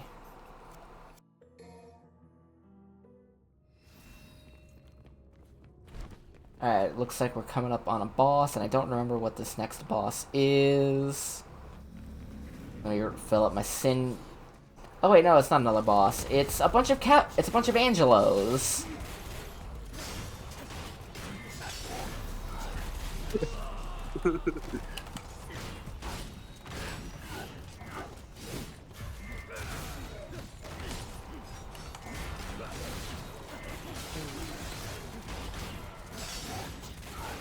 Imagining like, I also imagine like a Hulk-owned gym.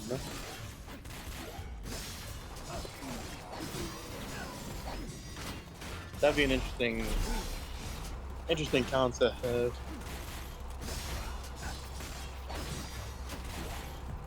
Interesting, but still, it could work. Yeah. Like, though I will say, fucking, can comic writers come up with more than like 5 jobs like anyone can have? Like Peter is constantly like, oh, he's a teacher. Oh, he's a CEO. Oh, he's a photographer, and then like that's it. Like never has any other job.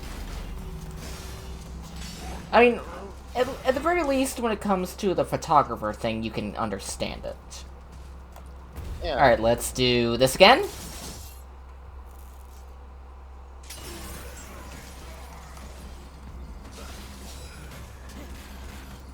Did you just fucking explode in like to like just piles?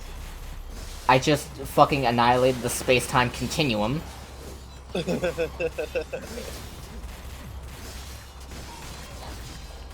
Because fun fact, Yamato in Universe of DMC is also referred to as the sword that splits dimensions. Oh, that's pretty cool. Because it's the sword Sparta used to cut off the underworld from Earth. To keep the demon. At the very least, severely limit the demons as they escape. Yeah. But then Vergil, the little shit stain that he was in his 20s, decided he wanted all of his father's power that he left in the underworld to act as sort of the key, the gate that kept the underworld sealed. So he undid that.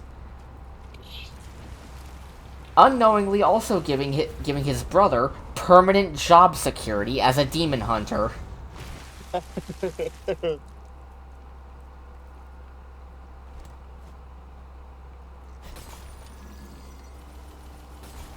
I mean, hopefully it pays well enough. It's apparently it's a by commission kind of thing. Damn. So Dante gets paid based on the job itself and who it is that's hiring him. Sure. And he's really picky about his jobs, actually. And like, apparently, like, he likes to do ones where he kind of gets to fuck around, from what I can tell. Like, No, that's just how he is. oh, that's fair. Like, because you showed me the clip where it was like him doing a full-on Michael Jackson thing. Yeah, that's from this game, because here's the thing. In the manual for DMC1, you can actually, there's actually notes from a guy called Enzo, who is kind of implied to be the same Enzo from Bayonetta, Oh, cool. where he's talking about Dante and saying that, yeah, Dante is great at what he does, best in the business, but he's also really picky about it. You could offer him a job. You could offer him a stack of Benjamins all the way to the ceiling, but if it's a job that he doesn't like or doesn't want to do, he's not gonna fucking do it. Like, if he doesn't want to do a job, doesn't want to do it. But for some jobs, he'll do it pro bono, no fees, no nothing. He'll just do it for free. Oh, that's fair. Like, fucking, it's making me think of fucking Cad Bane, where he just fucking, like, waltzes up to the fucking hut, and it's just like, I'm going to do any job for the right price. Whereas with Dante, it's like some rich prick shows up to hire Dante for a thing. If it's for like demon extermination or some kind of thing, or a devil infestation, he'll take it, but he will nickel and dime the fuck out of that man. But if it's like a kid being like, "Hey, there's monsters in my house, and I'm afraid my parents," and we kind of left the house for a while, like there's monsters in the house, can you handle it? Dante will do that. No, he'll do that for free. Fucking pull a fucking Ed and Eddie. I would like a quarter. Honestly, Dante does strike me as someone who watched Ed, Ed and Eddie. Hell, probably watch Is It. Like, he's probably got it on Blu-ray. Like, he's got a record player jukebox in his building. Like, in his office. Apparently, also, when business gets slow and he doesn't have a job, doesn't have any demon-killing jobs for a while, he has been known, the reason, and he doesn't really keep a lot of his weapons between games, is because he straight up just sells a fair bit of them in order to help keep the lights on. Fair. Oh, fucking what's it called? I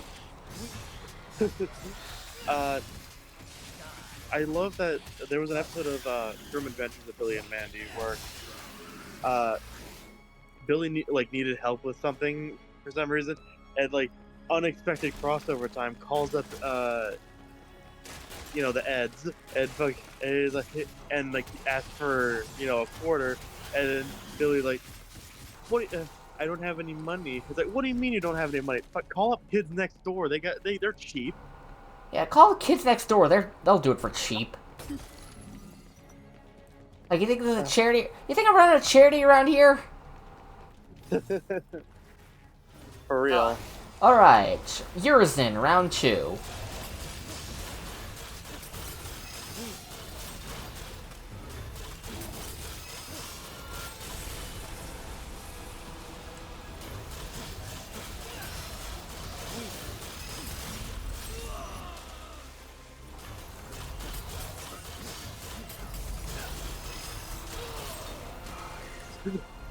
Fucking, God, I love that show. Maxwell Adams, like, fucking, he knows how to do a fucking funny show. He did a Halloween Scooby straight to DVD movie, where the plot is wild. Like, so the gang is at like this like Halloween like festival thing where there's like floats and whatever. Elvira is there, and apparently the beginning has like literally Scarecrow from Batman show up like doing evil shit, but he's not the villain of the movie. He's just there, and fucking like they end up getting into like the Mystery Machine 2.0 or whatever. And fucking Bill Nye is a fucking little hologram that talks to Velma. And there's and in like the parade, like there's a float that's literally just Grim from the Grim Adventures of Billy and Mandy. and apparently the villain is the sheriff that like has like this weird parasocial relationship with the gang, and like he's like, sometimes it feels like that you are the only family I have, and then Fred's just like, we've talked like maybe like 5 times. Damn. All right, that was yours in round 2, phase 1. Time for phase 2. I fucking, I just, I like how creative a lot of the Scooby shit is, but I don't like how a lot of it falls in the cracks because there's a lot of just like the normal level of Scooby stuff that happens. So like the really cool stuff gets, doesn't get the attention because everyone's focusing on the fact that they crossed over with the WWE. Which, why? Yeah. I mean, to be fair, there was some stupid shit in that WWE crossover that was really funny.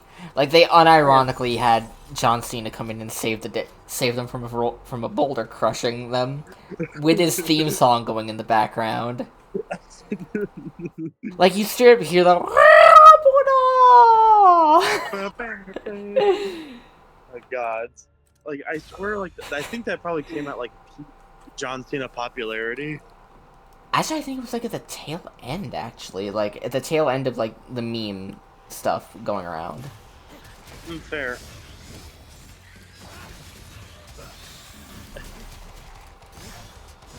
It's kind of really interesting to me how, like, they got Peacemaker into, Mortal Kombat 1, and they got actual John Cena to be him. It is really cool. So we have John Cena as Peacemaker talking to J.K. Simmons as Omni-Man. What the fuck?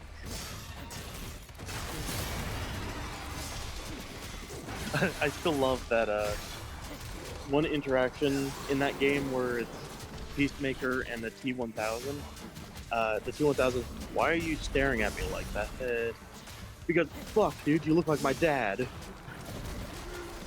Because, Robert Patrick actually plays Peacemaker's dad in the Peacemaker series. Oh.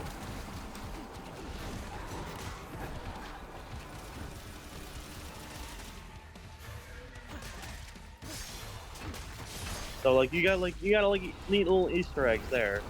E. Oh, Like how... Looks like Seribot banned a bot, or spam detected. Probably another bot. Thank you, Seribot. Oh, you were saying? Boop, I can't. Seribot probably fucking responds some shit like, "Hey, beep boop, can't take compliments." I said Seribot, but you know what? I am tempted to make my own and call it the Seribot. Oh, sorry, misheard you. But anyways, so there's a lot of kind of funny little interactions like that, like the T-800 talking to Conan, the barbarian, not the talk show host. But can you imagine how fucking funny that would be? If Conan O'Brien was a character in Mortal Kombat, that'd be so fucking funny. but anyways, so the T-1000 is talking to Conan the Barbarian, and he's like, "Why do you look like the T-800?" And if you remember, Conan just responds like, "What is that? Another machine?"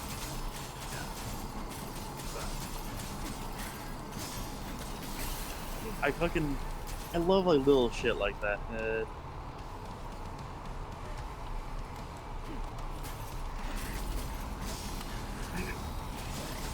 Especially Ghostface. Ghostface has a lot of funny interactions. I think I told you about this one that is my favorite, where it's between Conan and Ghostface. In Crum's name, I will punish you, and then fucking Ghostface is just like, "I'm gonna crumb my knife to your ass." God damn.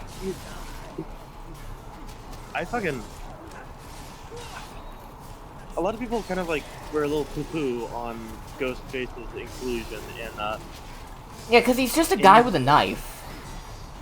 True, but kind of funny though.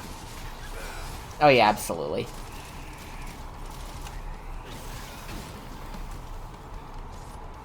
I mean, they have two super people types with Homelander and Omni-Man. Yeah, and then we just have guy with knife. We got Arnold Schwarzenegger with a sword.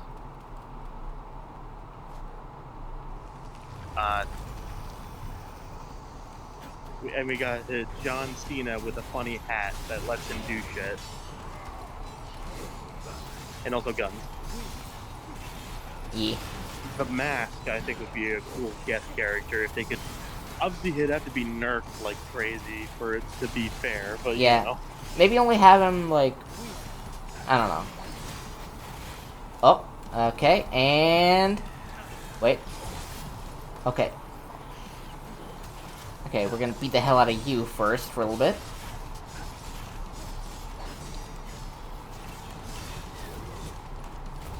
And...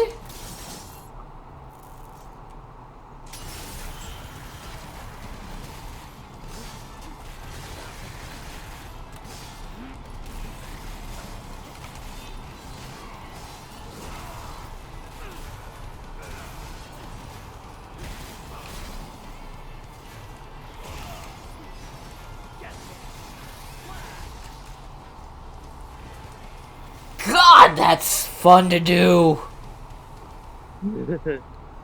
Oh god, tendonitis. Not tendonitis, tinnitus. Tendonitis is the thing with your tendons, right?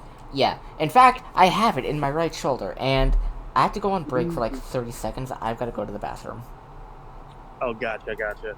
I shall keep chatting or chain for like 30 seconds. I don't know, just keep talking. I'm still going to be listening. I just got to use the bathroom. Well, that's fair. Apparently, Void has been staying dehydrated a little too much. So, how about that airline food? It's not a plane, and it's not food. Why is I like this?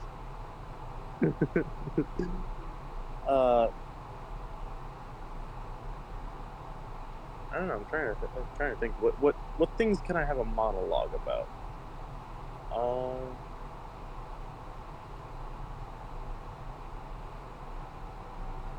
Hopefully, Godzilla Kong Supernova is gonna be pretty good. I'm hoping. They better not revert Godzilla from evolved form back into what he was before, because people were bitching about evolved Godzilla, because evolved Godzilla looks so fucking cool.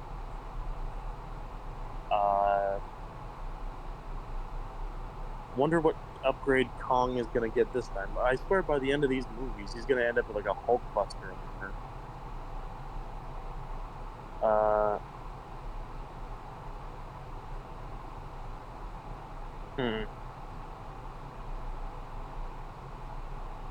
Trying to think.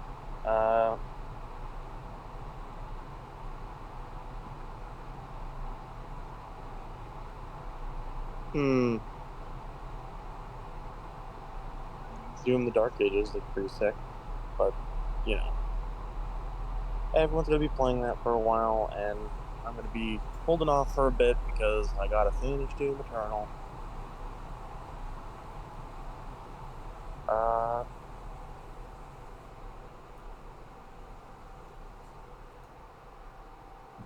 And I wonder. I wonder how it is. I know a lot of my friends are playing it and they're really into it. Hi, I hope you're back. I'm back. I heard a thing go off, and it turns, and I get back, and OBS fucking crashed on the stream.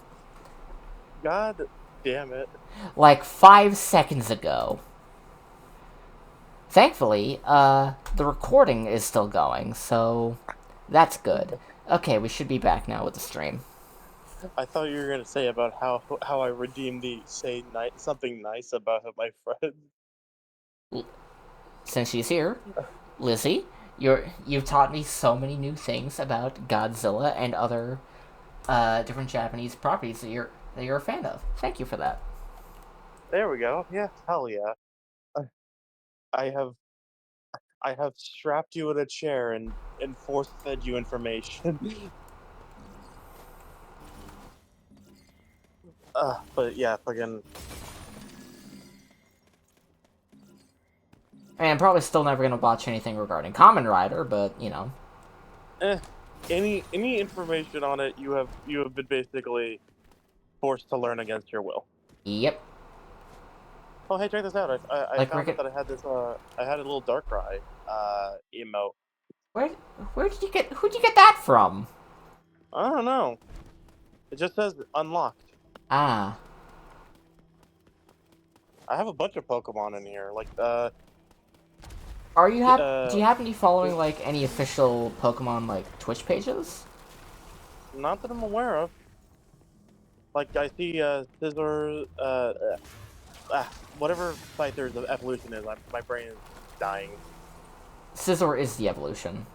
Oh, Scizor. Okay, there we go. Yeah, Scizor is the evolution, Scyther is the green Prevo. Then there's Empeleon, the Owl Archer, who I always forget the name of because I didn't get a Rowlet. Decidueye. There we go. Then like I said, Darkrai, Blastoise. What is this? Hold on, let me kill this guy real quick. Also, by the way, That I'm not seeing it on is screen. Shadow Mewtwo. Hold on, He's only in Pokken Tournament. Oh, there we go. Now I see the video. For some reason, I wasn't seeing the video for a second. And I think it was completely my fault. So we're all good. Then there's Sceptile, Garchomp, Garchomp, hell yeah. Chandelure. I think that's. I just realized I need What- to what's make the- new emotes! What's the mid evolution with Fennekin again? Braixen. Oh yeah, Braxton. Then there's the purple sword shield one. Like- I forgot what that one is. Yeah, Purple Sword and Shield. That's Age of Slash. Can I tell you something that pisses me off about Braixen? Oh yeah, what's up? I've heard people say its name, especially and even in the anime, Braxian. That is 'Cause I not assume the it's like- sound that Brai makes. It's Bray. If you either if you phonetically put an A and an I together, it's either A or I. It's one of the two. It's not Ia. It's not Aya. Or I. Also, I don't remember who this is. The people who that's wow. The people who do the fucking pronunciations like for the English names for Pokemon need to learn how to actually say the goddamn names themselves. Like, I get that it's like, yeah, you're translating it from Japanese. At the same time, please, for the love of God, say the name yourself a few times. Please, make sure it feels regular, feels normal to say. Eternatus sounds good. That rolls out really slow. Eternatus. That sounds like a fucking dragon. Eternatus does not. Well, I don't even remember which Pokemon that was. That's from Gen 8. It's the big fucking wacko dragon that turns into the big hand. Oh. Oh, I also have Suicune, Pikachu, it's Pikachu, Mewtwo, Luchador Pikachu, Machamp, Lucario, Croagunk, Gengar, Gardevoir, Charizard, and Blaziken. Yeah. I'm not gonna lie, I do kind of want to, I do want to get Pokken Tournament at some point.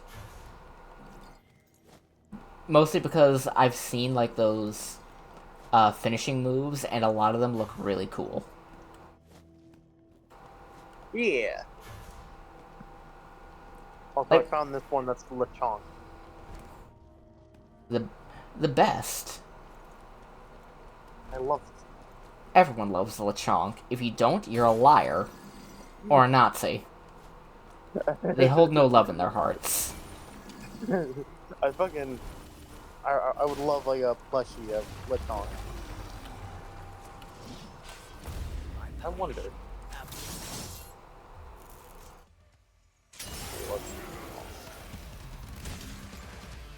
What? Oh hell yeah! The Pokemon Center website has one that's 30. Let's see if it's not 30, 20. Let's see if it's still in stock. Wow, it is. Like, that's surprising because usually whenever I find a Pokemon plushie on Pokemon Center, it's usually already sold out. Because of people like Jaden who fucking is legit addicted to buying Pokemon plushies. Listen, depending on the Pokemon, I will in fact buy so many of them. Like, once I learned about it, you have no idea how fucking disappointed I was to learn that they're not selling the life-size Garchomp anymore. Yeah.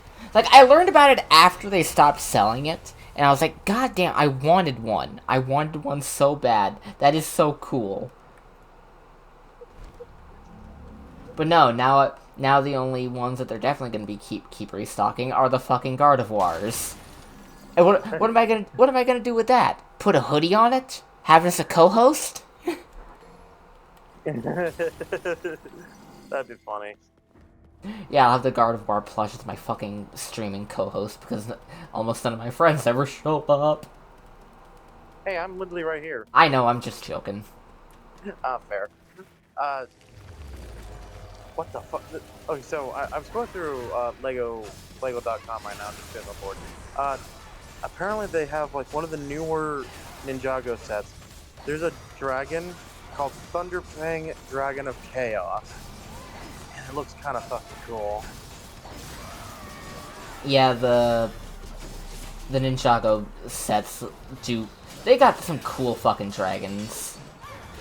They've popped off since like I was buying Ninjago sets as a kid. Like I'm looking at this one, Ornament Temple City. Looks pretty fucking cool.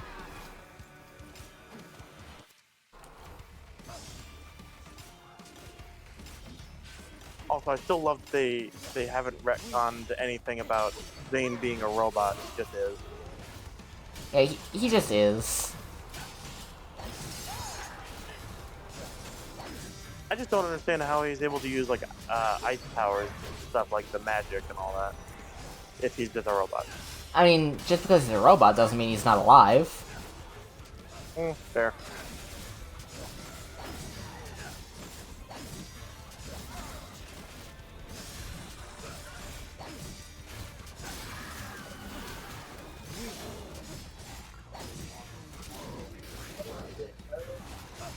Correct. The 17th.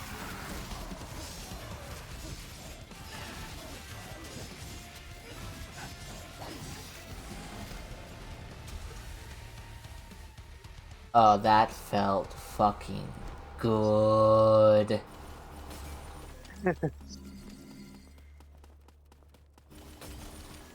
Like, there's just something satisfying about, like, just when you can just click with a game and it feels so good to just style on things.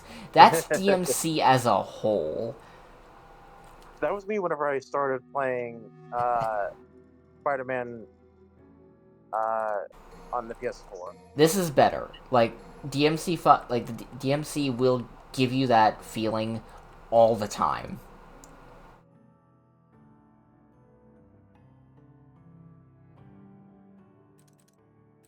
Fair. Ooh, kick 13. Let's get that. I'm gonna have all the goddamn combos in the fucking universe.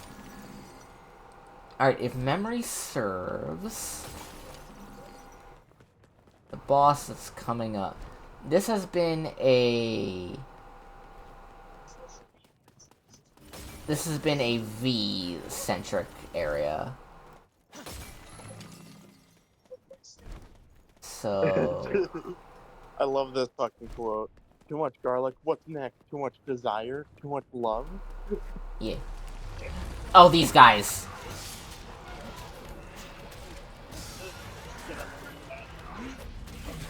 Alright, lay down. Apparently a Chucky versus Freddy crossover has been pitched. I don't know if it'll happen, but what is a possessed doll and the ghost of a dead guy gonna do? I don't know. Like, Freddy versus Jason, that makes sense. They're both supernatural.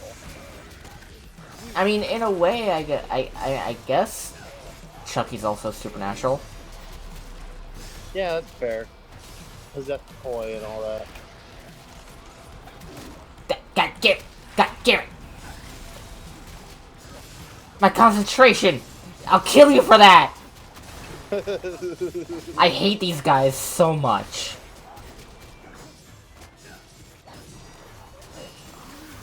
Cause they have hyper armor and they're just a pain in the ass. Like, if it's one thing I fucking hate, it's enemies that can just say no. I'm ignoring all the combo you're doing. I'm not taking any damage from any of the sick combo you're doing. I'm gonna muscle through, I'm gonna punch you in the face, and I'm gonna take half your health. It's especially annoying when they're like half your size, too. That's what I fucking hate about baby zombies from Minecraft, is they take the same amount of hits as a adult zombie, but they're like a third the height and feel like they hit harder because they hit faster. Yeah. Alright, this one is... Okay, yeah, this is Dante, the Dante flashback chapter here. This is the first mission you play as Dante in the base game. Ah.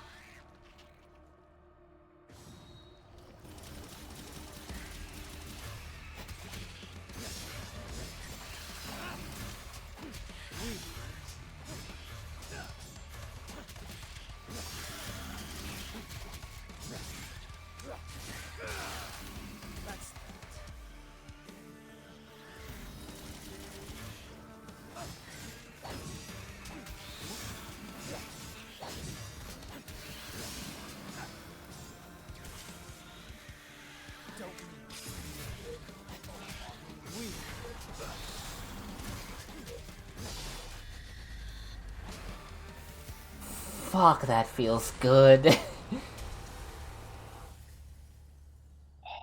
Just this whole game just feels good. Also, you gotta admit, Vergil here, as goofy as his face is, look at that fucking coat.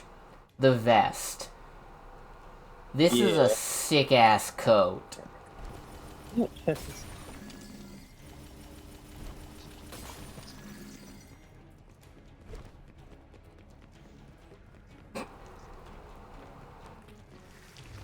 Alright, let's fill up the double trigger.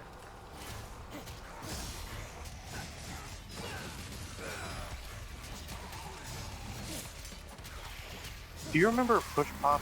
I think that's what they were called. Where it was the hard candy where it kind of came out like chapstick. Yeah. I wonder whatever happened. I don't know. I mean, I think they're still around, actually. I know juicy drop pops are still a thing.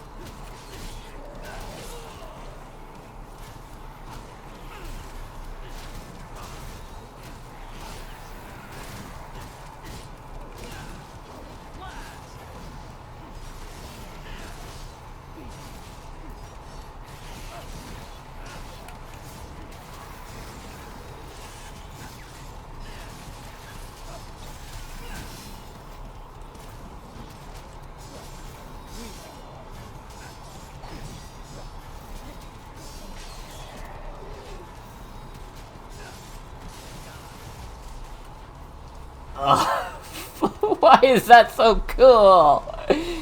Vergil, you're such a loser, but how are you so cool?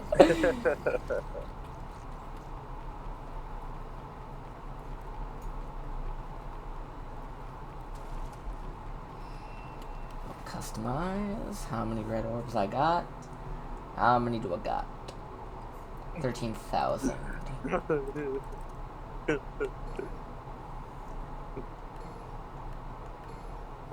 Enough for one little combo. For the Mirage Edge.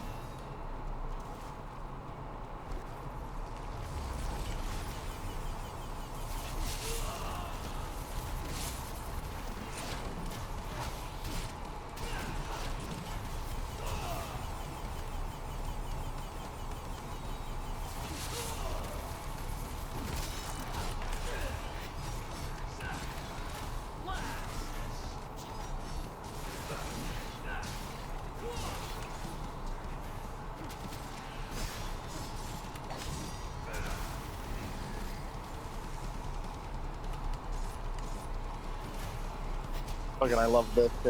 Gorgeous people say, I'll have a little snack and then eat a full brick of cheese. And I'm like, I mean, that was a self-esteem boost, technically. Guess I'll do that. E.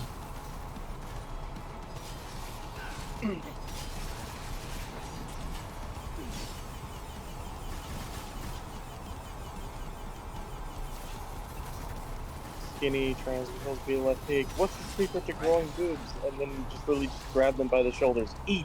Yeah, literally. Just eat. Food is important.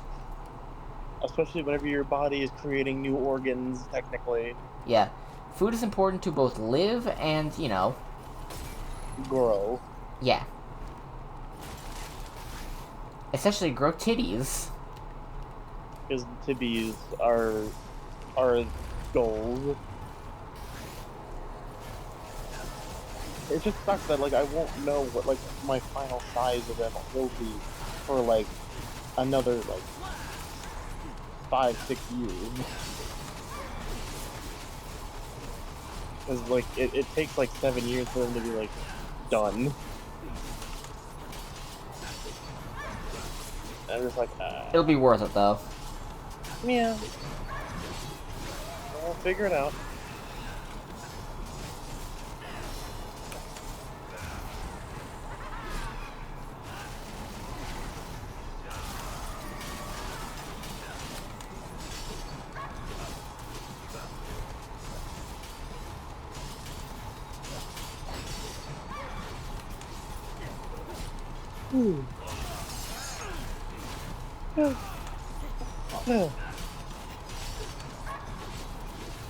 I don't know why I'm getting so fucking sleepy. I swear that I started getting sleepy after I ate. Maybe I was just hungry. That might be it. Yeah! Well, it's not too bad of a deal because I got food left over. Because we did like a jambalaya thing that has the andouille, the shrimp, scallop, rice, and all that. That'd be fun. It was delicious. We got some of that left over. We got we got the chicken. Well, yeah. What was it? Just chicken breast that you just breaded and fried. Oh shit! I just realized. I just noticed. What? Fucking. Cryo. Messaged me saying that groceries are here. I shall be back in a moment. I'm gonna pause the recording, so streaming will be going. Speaking of game cartridges, Lizzie. Nintendo updated their end user's license agreement for the Switch 2. Yeah. If they even suspect you of pirating anything on their system, they can and will brick it. Yeah, like I know they were like doing like slightly some shit like that with the Switch 1. But like if they detect piracy, they would do that, but like, legitimately, I'm confused as to what Nintendo's thing is with, like, they don't re-release their games, so I don't get Yep. what they're, so I still don't get why they constantly punish people who just, because they don't make money off the games that they don't re-release. They just don't want you to have fun sometimes. I think it's because, like, Well, also, I think we talked about this before, but there was a yeah, like there's this like concept with just general Japanese culture where it's like, why would you want the old thing when the new thing is now? yeah, and Like I've noticed this so fucking often in like a lot of shit, where it's like, where like especially like I've noticed like especially with toy companies where like they're like, you don't want us to release the old thing. Let's do a new version of that thing. And I'm just like, well, like the other one was perfect. yeah, like, you didn't need to change the thing so much to make it a completely different thing. You could have just tweaked this a bit. You don't need to try and break new ground every time. Yeah. The wheel is the wheel. It still works. Like, just kind of add on to it, I guess. Like, experiment with what you have. Don't keep making new shit. Yeah. And when I say new shit, I don't mean like a new game. Like, please keep making new games. Just like tweak the formula. You don't need to. Bug fixes and all that. Yeah, not even just like bug fixes. Like, if you make a new game, just like do what the last one did, but like make new, just more. Like, Call of Duty has been fucking doing that for decades, and and that goddamn game series makes more money than most countries. Also, I'm gonna pee real quick. I'm still here. It's just I'm muting to pee. Okay.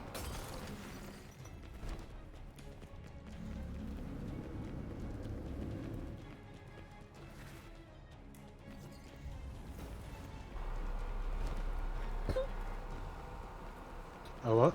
There we go. Cryo! Let me get your...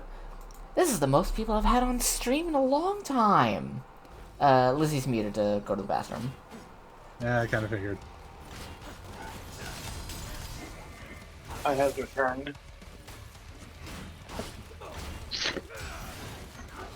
Timing. I will.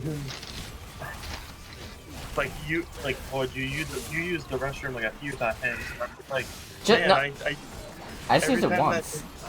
oh, all right. Well, anyway, you used the restroom, and I was like, ah, shit, I have to use the restroom too. And then I forgot about it. Then I just ended up in a cycle of forgetting about it. Do you have like a sympathetic bladder or something? I don't know. My urination cycle fucking lines up with a lot of people who, especially if he fucking. My mom and I usually have to pee at the same time. We're both like, ah, god damn it. Thing is, I use the restroom way faster than her, so I usually try to squeeze in there before she does, and she's like, fuck you, and I'm like, listen, I go to the bathroom faster than you.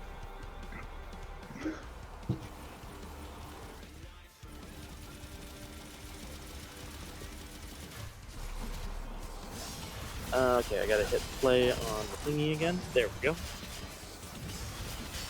Bum, ba, bum, bum, ba, bum, ba, bum.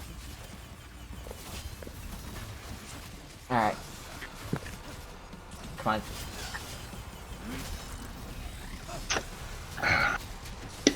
Come on. Yes! S rank! Fucking not. Ow. God, that is so good. So how's your day been, Cryo? Fine. Yay. Trim my nails, so that's taken care of for a bit. Woo!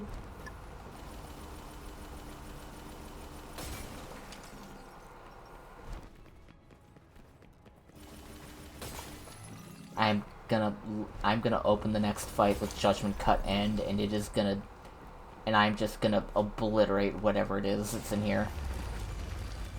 It's the fucking lava bats. Oh no, my concentration! I got distracted IRL and Great, now I just need to kill them. I can't do it with the cool super slashing, so it has to be with the also really cool but substantially less flashy.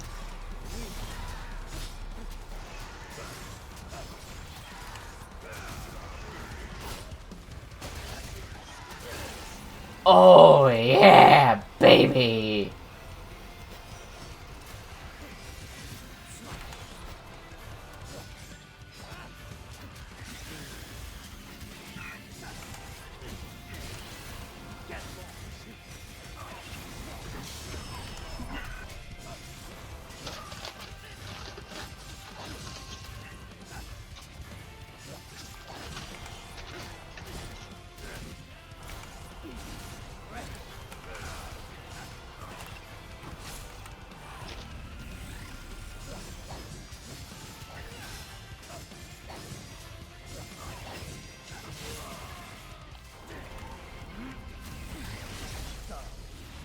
Hell yeah.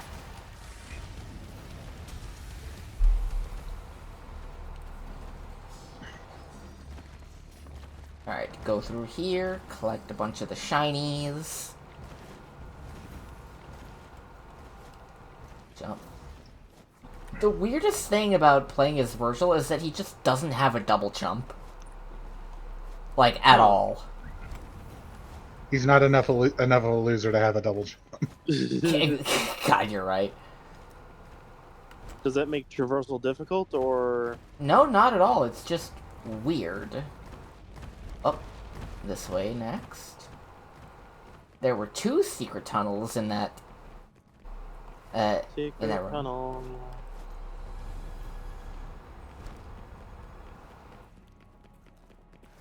And that's another secret mission. Yeah, I think I remember you. I think I remember this one. Aim for the weak spot and take them down with a single bullet. Yeah, no, I don't want to do that.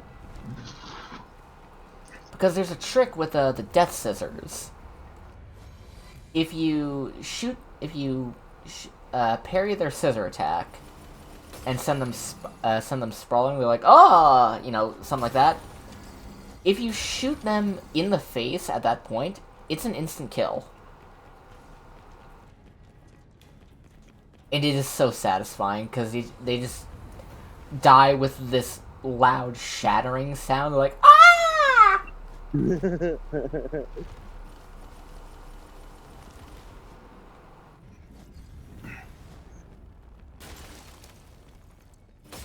Yeah, Vergil's lack of double jump isn't so much bad as it is just kind of slightly annoying.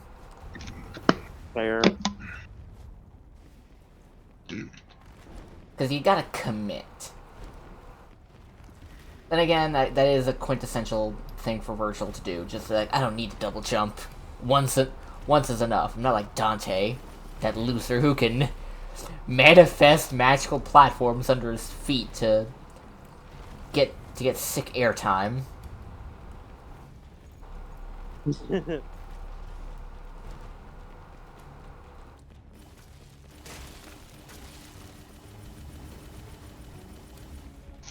Alright.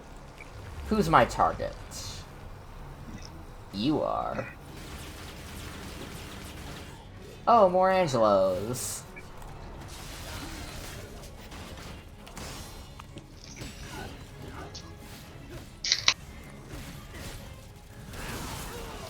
God damn!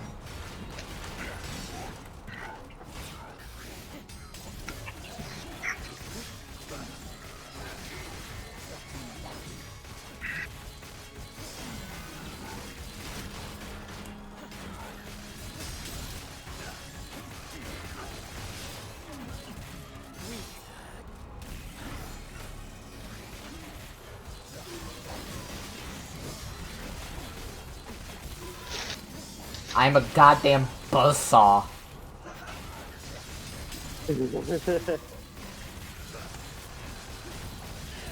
Spirit Guardians colorized.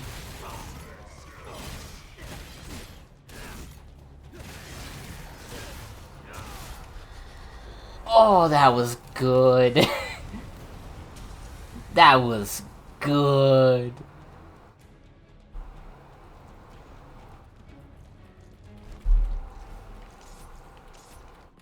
Ow. I do like that when since they gave Vergil Beowulf, it's literally just all the Beowulf combos from DMC3. My fucking least favorite thing is whenever I have my like elbow bent for a while, and then I go to just straighten it out, like it's no big deal, and it just like, hey, you know what? Fuck you, it's locked, and then it just hurts. Never had that. I've always had it like where it's like, hey, guess what? It just cracks. For me, it's just like I try to straighten it, it lets me go a little bit, and then it kind of bounces back to being in like a right angle, and then it lets me straighten it back out, and I'm like, are you fucking kidding? Why do you hate me? Because I'm not allowed to do normal things. alright, we got some more combos for Vergil, a couple new skills. Excuse me. You're excused. Alright, we got full regular Devil Trigger, we got full Sin Devil Trigger, we got full concentration.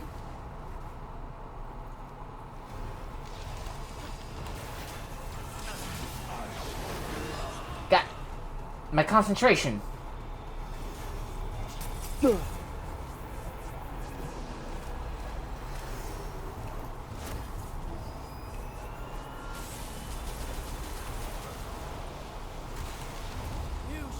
Alright, let's see how this works.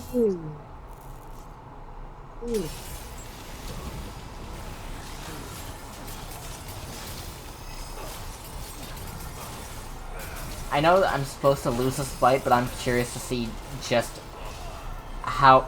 I want to see just how much damage I can do to this guy. Can I break the crystal? Like, what's the, where's his, health bar? The boss's health bar is at the bottom, but here's the thing. Because I'm not actually fighting Urizen right now. I'm fighting his shield crystal thing.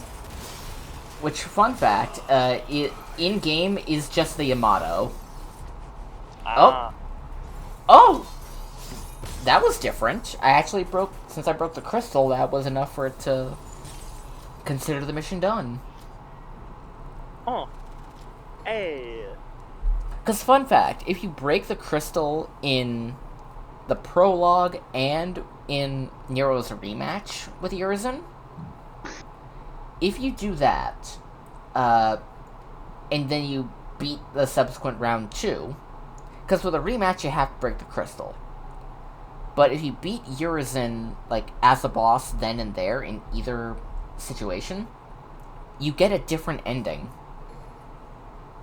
Huh. I mean, that's pretty cool. It's not much of an ending. It's just like a text box being like, and the day was saved thanks to the Powerpuff Girls.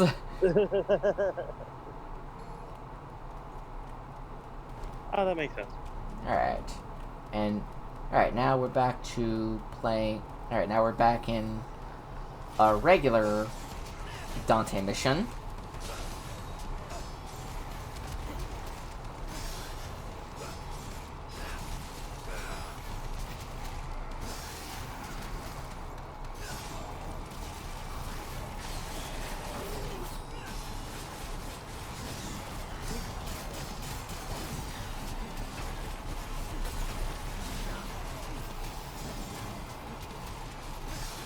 Exit.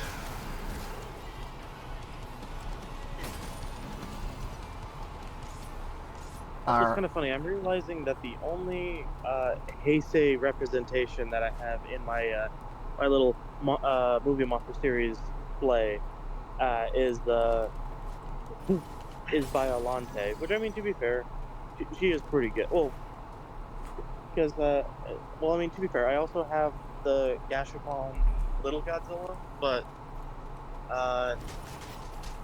that's not Movie Monster series. That's just a little PVC figure. So of the Movie Monster series figures, I only have Violante for Heisei. Ah. I mean, to be fair, she is peak, so Okay. I don't think anything is. How would you rank the different Godzilla eras? You know, Showa, Heisei, and Millennium.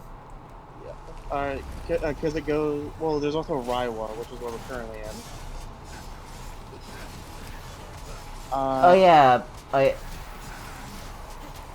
yeah, I guess we can consider that modern as well. Yeah. Because Raiwa refers to the modern Japanese stuff, and Monsterverse is obviously the American stuff. Technically falls under two separate things. In the same way that Godzilla 98 is in Heisei. Even though it came out during the Heisei era. But yeah, so... I thought that would have been Millennium, but anyway. Well, remember it was 1998, it was before the Eternal Unknown. Yeah, but didn't the Orga one come out in 99? True in Japan. Yeah. Which is why it was called 2000 Millennium. I only ever seen it referred to as Godzilla 2000, not Godzilla 2000 Millennium. That's the Japanese title. No matter what, Godzilla movies have fucking like 3 different titles usually. It's fucking stupid. But the Japanese release for Godzilla 2000 is Godzilla 2000 Millennium, and the US release is just Godzilla 2000. Yeah. That's a whole thing. But yeah, so if we're just taking the original 3 eras that existed, Showa, Heisei, Millennium, I would say it's hard because I like all of them, but I would go from my least favorite to favorite to being Heisei, Showa, Millennium. I'd have to say least favorite to favorite, because I guess it's kind of cheating since I haven't seen the Millennium, any Millennium movies outside of, I think, the original. I've always really wanted to see Tokyo SOS. It's good.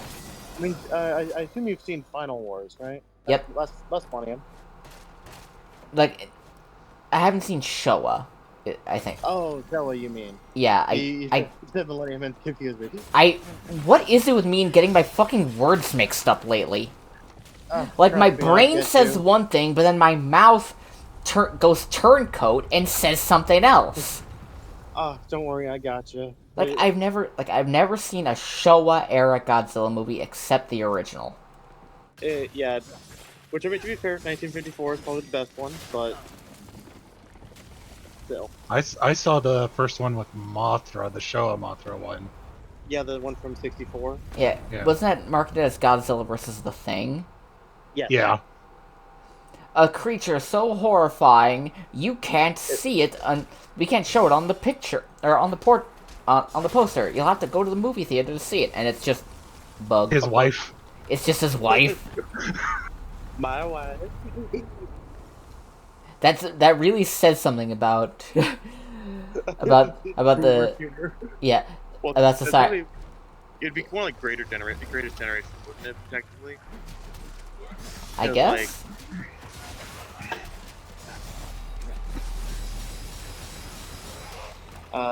Just because of like how long ago that was, because that was 64, and then like boomers were still children. I think so.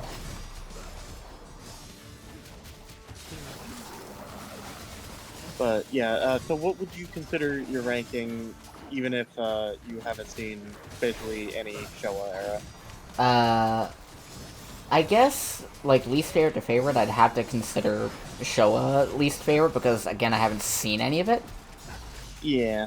But after that, I'd probably have to say Millennium, then Heisei. Like, I love the cheese of Millennium, but it it was kind of the start of that thing where they were like, every movie is its own separate thing with no continuity, and I did not like that. Other than the Kiryu duology, which is like incredibly peak. Yeah, I like fucking love the Kiryu duology. I love that, but why only those ones? Why were they the ones that were allowed to have It's actual? so funny because Godzilla 2000 and Godzilla vs. Megaguirus uses the same suit design, different colors slightly, but Yeah, like because you see, one this Godzilla is a slightly different color. Therefore, the movies can't be in the same continuity. Like, shut the actual fuck up about that. Like, yeah, like they did a reboot thing again, and I'm like, God damn it! Like GMK, I get for being a reboot because it's reinventing the origin of Godzilla. yeah. Like, that is an entirely different Godzilla in its own continuity as well. Like, that's magic the whole way down. And debatably, 1998 Godzilla's in continuity with it because of a line that they put in about how Americans think Godzilla attacked New York, but it wasn't him. Yeah, but then that would also imply that there was another Godzilla. So I was Wouldn't kind. 98 be canon to Final Wars as well? Uh, I okay, this is a little nerdy time, but I read some of the ancillary media for Final Wars. The Zilla creature here is a different character from Godzilla 1998. Its origins is unknown. It is bigger than the Godzilla 1998 creature, and it just happens to look like it. Fun. Though, I mean, you could technically consider anything canon for Final Wars because of how, like, they throw everything at the wall, don't Yeah. they? It's the fucking Smash Ultimate of Godzilla movies. Literally. Everyone's here. Everyone is here. Even fucking Hedorah and Ebera for some reason. Like, Fucking Kamacuras and Kamunga. We got the big spider. What are Yeah. we gonna do with the big spider? like legit, I think Final Wars is just kind of in its own thing, where it's like everything's canon. Yeah. Anything that you want to be canon is. Like, because it's basically just a giant love letter to the whole series. Like, it's all canon. It. One last little send off before fucking Shin Godzilla in 2016. Yep. I'm still a little pissed that the general Japanese consensus on Final Wars is that it's generally disliked. All Because because it had so many callbacks to the old shit, and we all know that they don't like when people call back to the old stuff. Well, not even necessarily that, but like the lead actor, he like called Godzilla just a monster, just like because he wasn't like he's not like really into the Godzilla stuff, and people like ganged up on him and shat on him for it, and he was like, and well like talking about like shit about like being like a metaphor for nuclear disaster and shit like that. All right, and all that shit, and it's just like listen, you all get a grip. Like Godzilla could be just about anything. He's been a friend to humanity and fucking our death kind of shit, you know? Yeah. Like, Godzilla is whatever you want him to be. Basically. And like, it was the biggest budget of any Godzilla movie ever, and it did not make its money back. Well, I think of any Japanese Godzilla movie, it might have been outclassed by the MonsterVerse, but we don't know yet. Well, I don't know yet because I haven't looked. It probably was outclassed by the MonsterVerse. Let's be real. Yeah. Because CGI fans do. Shit. Yes, my favorite type of elevator, rumble. It's an express elevator. Sadly, it's only one way. Bloodsport says hi. Wait, what? Is there... Wait, no. Wait, no. Just Virgil going down on that rubble. Meanwhile, he looks to his left, sees Bloodsport going down on the rubble from Suicide Squad. Oh. I thought someone commented in the chat. and Yeah, you were- I legit looked over in chat. Scared the shit out of me. It's like, do we have someone? Bloodsport says hi. Isn't that Idris Elba? Yes. Hell yeah. Why did you say it like that? Like what? Idris Elba. I thought it was Idris. I don't know.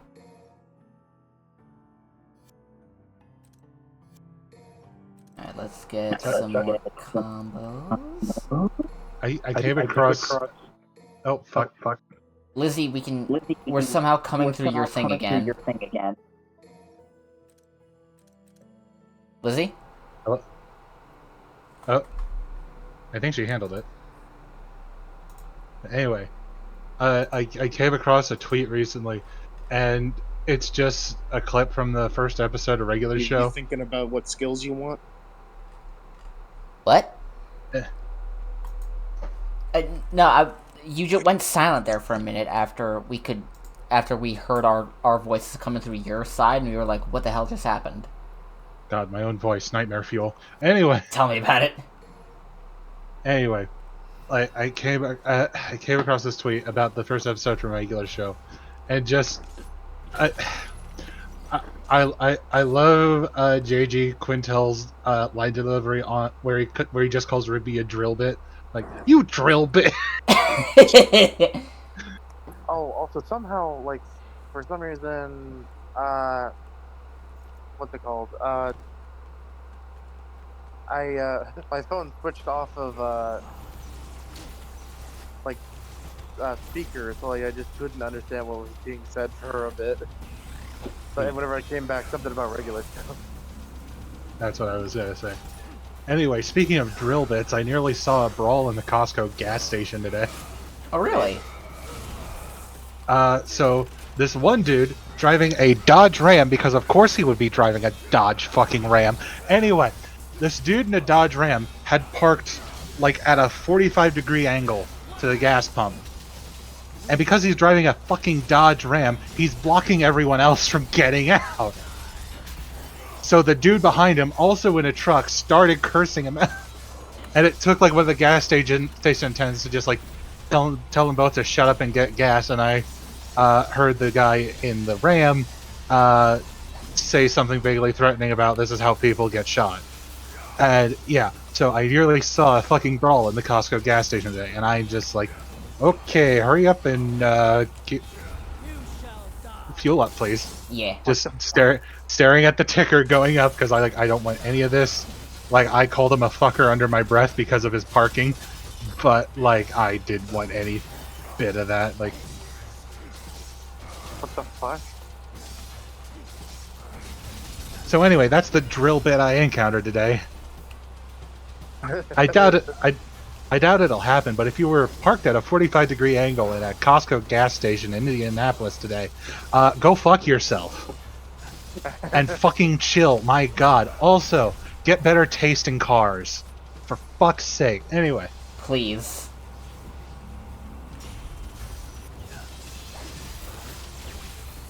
Also, God, do I need David Attenborough to make it to 100? Because like he just turned 99, and he's like, and if anyone to deserve to get to the big 100, it's David Attenborough. I swear to God, what happens to him? What happened to Betty White is probably gonna happen to him. Let's be honest. Listen, like he's okay, technically, like. I still can't believe I ever experienced the death of Betty White. That feels wrong somehow. Yeah, that...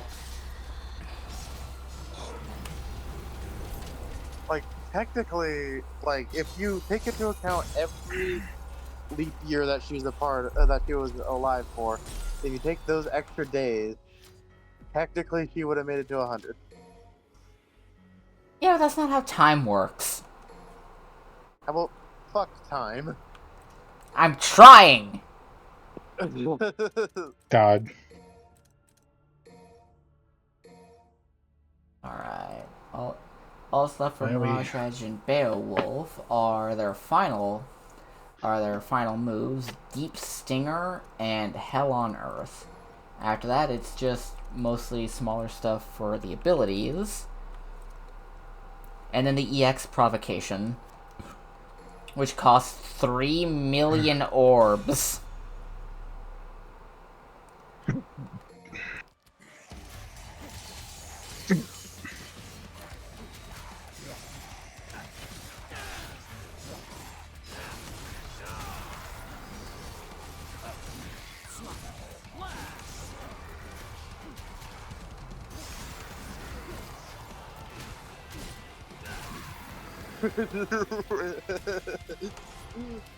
Why the fuck is there like a fucking ad where it's an anthro like mountain lion shaving its face, and like is like a muscly guy, and then like their gay lover muscly Cuban comes in and like weirdly sensual. What the fuck is up with France and their advertisements? How is this supposed to sell your product? Because... fuck you, I that's don't even know how. what the product is. Oh, fucking, one of the people that I follow on Twitter, quote tweeted that with, France used to be a proper country with gay furries in our ads.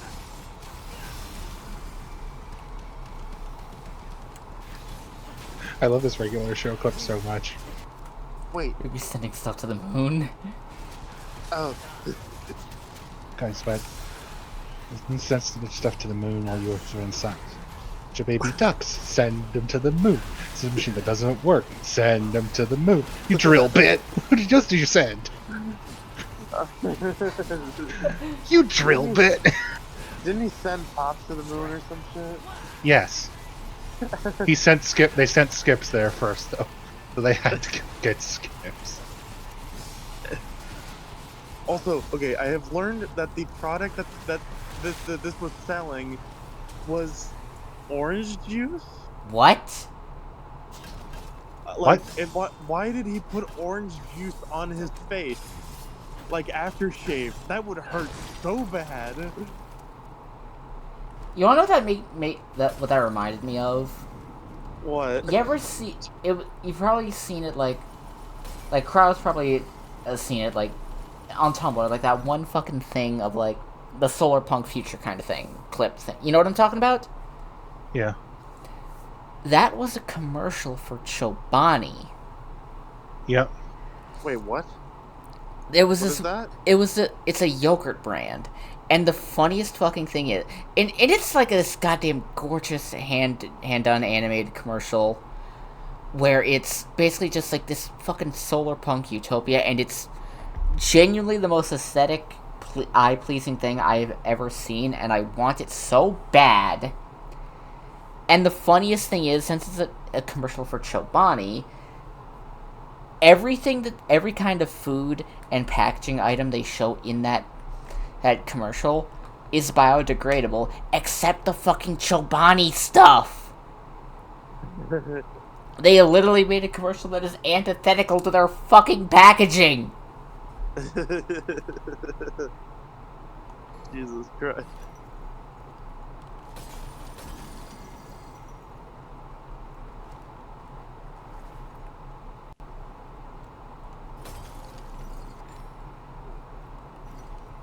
Statue of Sparta. Is that Sparta? Oh yeah, that is Sparta. Another. I found a short that I love so much. This is very good.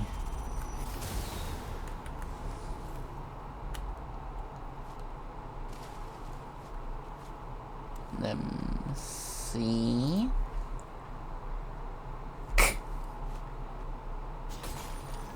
Oh. Just a couple guys to the nasty dog. God damn it.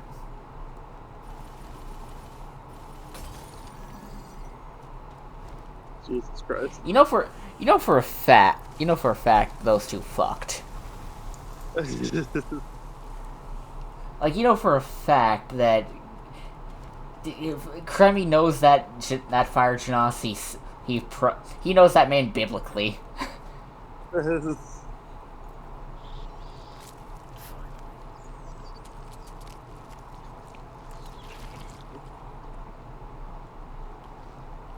Come on. Do you think they did it while Gideon was being fucking like haunted by Chuckles? Oh, absolutely. Chuckles was like in the corner eating ghost popcorn. You know I was a ghost once.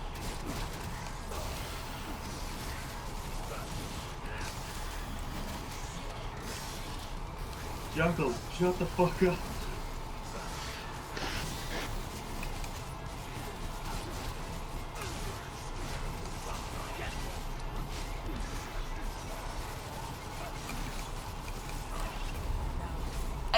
No, you don't get to do that!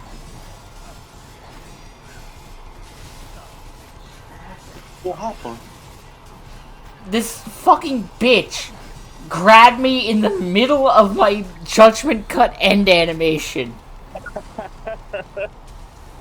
You threw off my groove! I'm sorry, you threw off the Emperor's groove. Gets thrown out a window. Anyway, I'm gonna refill my drink. Be right back. Okay.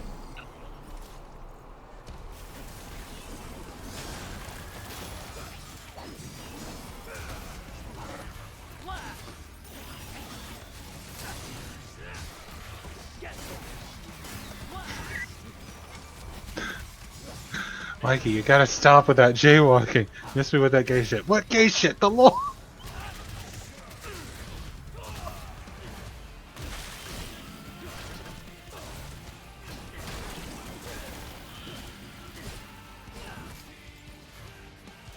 God, I kind of want to give Elvis's brother a boyfriend now. He can have boyfriend and girlfriend as a treat. Anyway. It's Pride Month, you know what that means. What, you want us to fight, like, gay skeletons or something?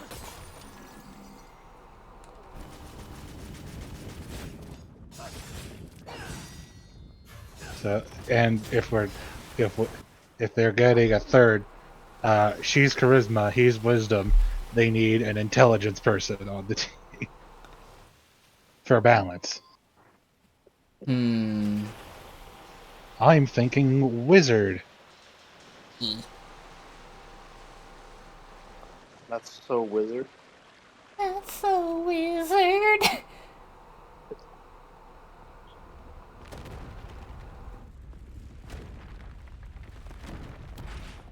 Okay, Sparta, I gotta know what the fuck kind of precognition you had to design have a fountain designed like this, or was it just coincidence that someone made a fucking blood fountain that just had your visage on it, that was a secret way into your own fucking house? I feel like that. I mean, it's gone past coincidence in my opinion. It was definitely on purpose.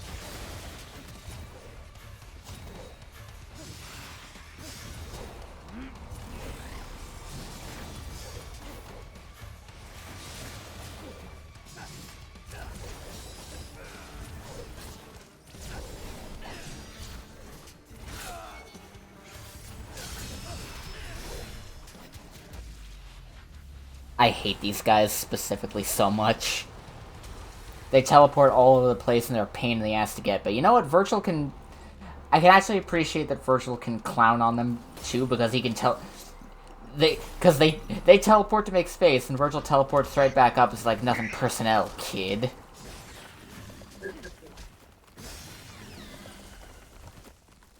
You're already dead. Obe wabo. Shideru, Dante. Why does he have a cold? Because that's just how Vergil sounds. Like, I'm not kidding.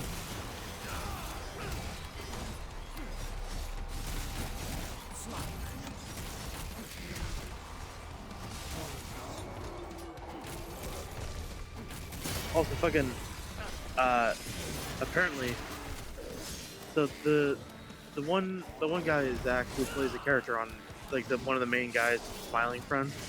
Yeah? So you know, like kind of the nasally voice sort of thing. Yeah. Yeah? So apparently, like, apparently he was like hanging out with the game grumps and that kind of thing, and like Aaron was like, "Listen, man, I gotta ask, like, why is it that you sound that way?" And you're like, "Yeah, you know, I was in a really bad car accident whenever I was like a kid, and like, you know, my parents died and all that." It's like, "Oh my God, are you like all right? Did that actually happen?" And he's like, "No." Not at all. Just and apparently what actually happened. Okay, this guy's getting on my... Okay, I'm sorry, but this guy's getting on my fucking tits. Is it a crab? What is it? I don't know, but it's a pain in the ass. It's gonna be dead soon. It's dead now. Like, I was trying to build up my concentration so I could use Judgment Cut End. But no, it just wouldn't let me do that. It killed... That thing flipped the fuck out and killed everyone else in the room. Like, I just let it.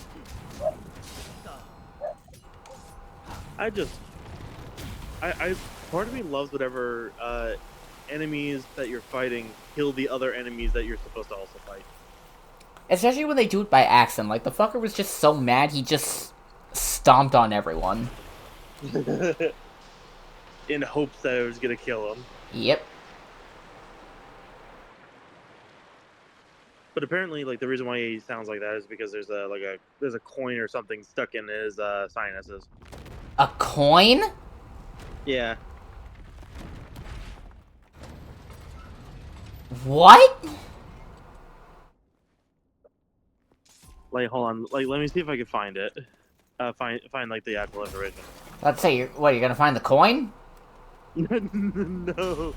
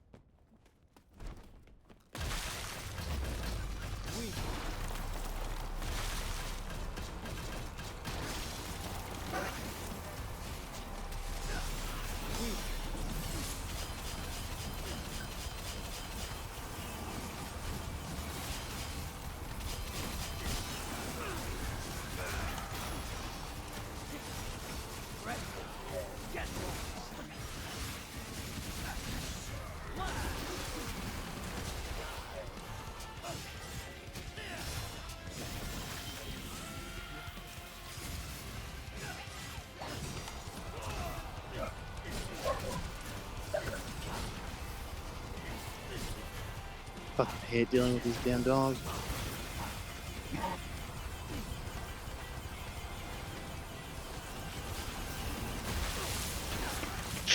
Oh. Apparently. Okay, so apparently. No, fuck off. I don't want to open it and Reddit ad. Okay, so. Apparently I was wrong. Apparently it wasn't a coin, it was just deviated septum. And it doesn't fuck up his breathing, it just fucks up how he sounds. Ah. And honestly, at this point, with how like well known and like liked his voice is, I wouldn't change it because that would kind of fuck up like, you know, income at that point, you know. Yeah. Okay, I hate enemies that just say, no, fuck you, I'm not taking damage. Fair enough. I hate enemies too. Where they just decide, nah, I'm not gonna take any damage, I'm gonna curl into a ball and I'm invincible, and also I'm a hurt box because I'm also a buzzsaw. Get past my everything-proof shield, gay boy. You'd hate the halfway point fight in Fossil Fighters. Let me guess. If it's a forced loss scenario, I'm okay with it. Because that's generally, like, if you're not doing any damage, that means, like, you're generally supposed to lose or survive a certain amount of turns. You can do damage, but it is a forced loss scenario. You can't beat the boss until you get like a specific Vivisaur Oh yeah, like in the store. the super ones, yeah. Yeah, specifically the enemy has Frigisaurus, and you have to get Ignosaurus before you can beat them. Yeah. The same. I just don't like it when it's like a regular enemy that the game's just that they're just like, yeah, nah, I'm not taking damage. Here's my everything proof shield. Fuck you. Alright, down here. And down the hole. But yeah, so the girlfriend ended up being basically told like, hey, you you gotta leave your shift early because she accidentally dropped a pretty heavy, substantial box onto her foot, and they were like, hey, you're required to go to the ER and get it checked out. Which, you know what, and, fair. And you know, gotta take the next couple of days off because like required and all. And I'm like, I mean, on the one hand, yay, days off, but also boo, she wasn't actually hurt. Yeah.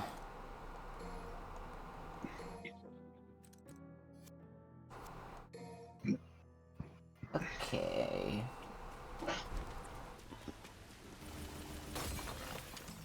I think this is just the end of the chapter, so... Nope, I didn't want to do that! Stop summoning your stand, Vergil. You fucking weeb. Yeah, this is... now, I think now is... It's Urine Zen!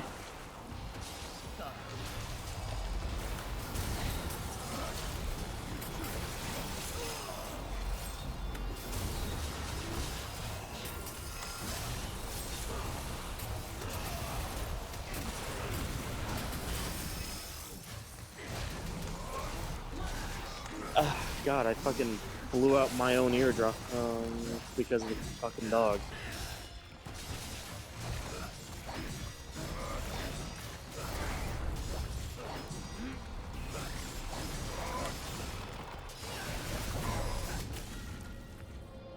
Are you fucking kidding? God damn it. Alright then, you wanna play like that? You wanna play like that, me? God damn it! Oh, it's because my Sin Devil trigger wasn't filled. I was ready to fucking pop off. Was that your, is that your first death of the run? Yeah, actually. Jeez. I mean, doing really good if that was just like the first one. As your first time playing as Vergil in this game.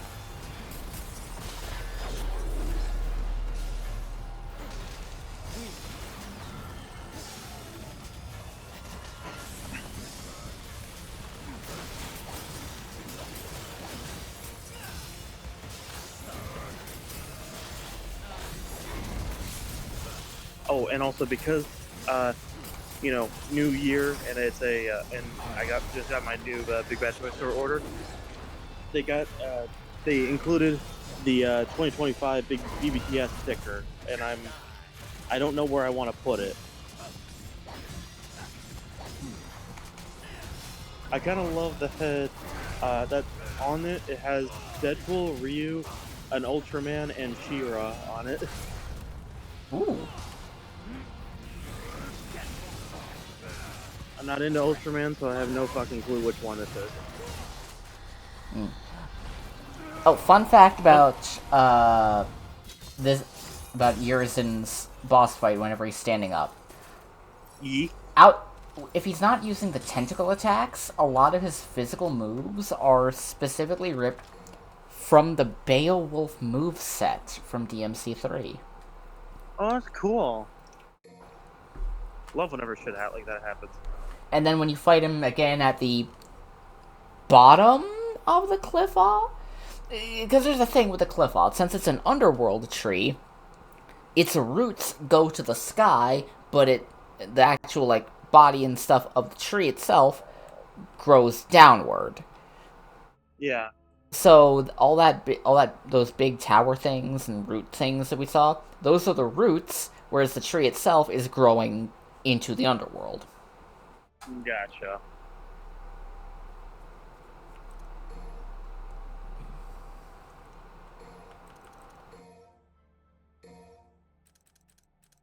Alright, just need one more upgrade, and the only thing I only have a couple more things. I just need a couple more things, and I'll have Vergil completely I think I might be able to just beat Vergil's whole story in one sitting. That'd be pretty sick. Because since I'm not slowed down by all the cutscenes and all the gameplay changes, I can just... Because Vergil's so much fun to play. Yeah, I gotcha.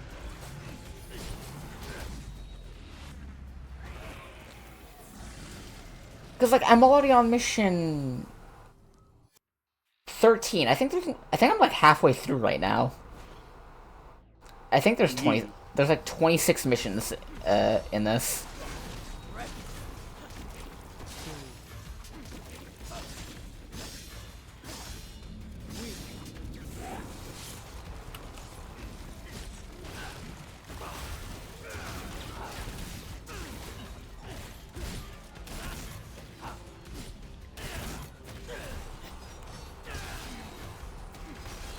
All I know is that after I hop out, I'm probably gonna take a nap because, I've been fucking yawning.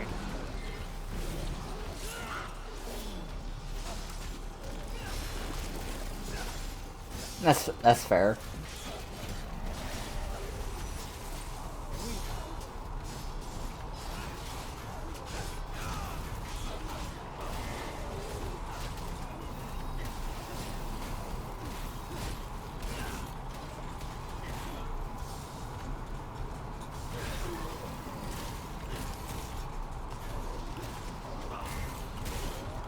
Up, and... You shall die. Yeah!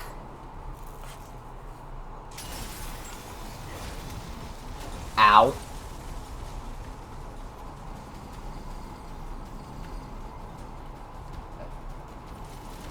You think you can disrespect me like that and live?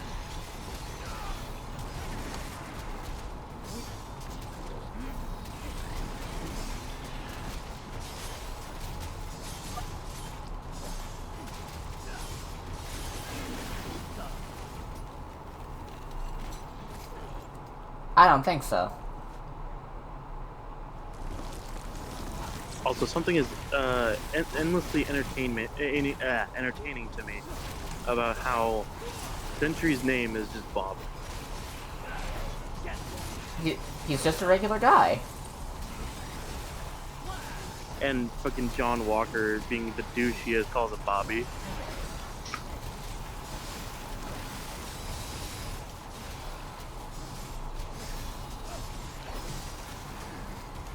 I see you, you fucking nobody monster bastard.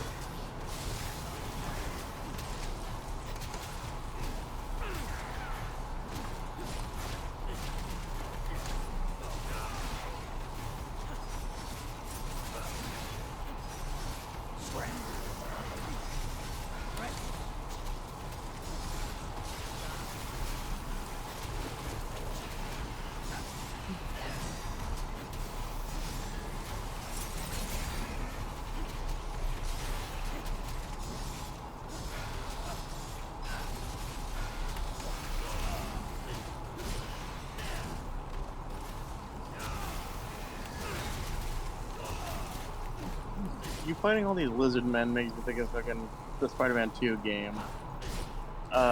Where literally symbiote Peter, while kicking the shit out of the lizard to try to cure him, he was just like, your family left you because you're too weak to fucking fix this shit yourself. You fucking stupid idiot, basically. Christ, like, Peter, what the fuck? Take Well, it. here's the thing. I don't think Connors like knows anything that happens whenever he's the lizard. So at least, hopefully, he doesn't remember that. Because yeah, the fucking symbiote. Ugh.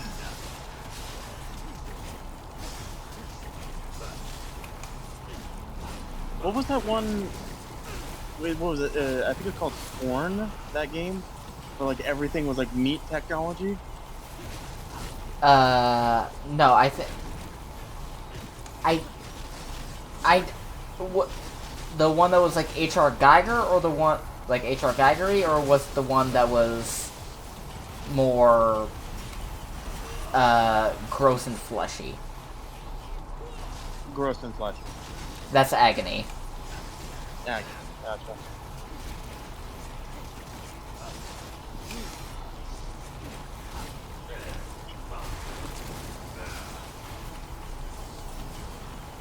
Yeah, I just saw some screenshots. Yeah, it was. Ew. And what was the other one? I don't remember. Damn.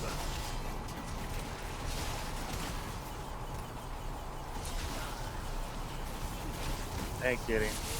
Did you not? These guys are being a real pain in my dick.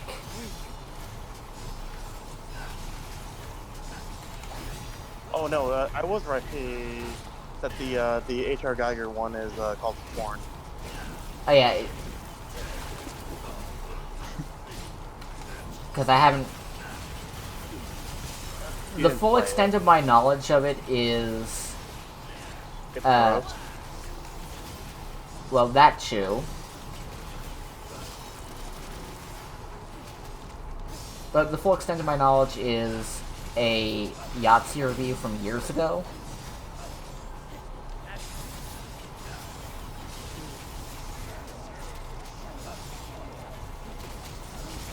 See that it has a 7 out of 10 on Steam.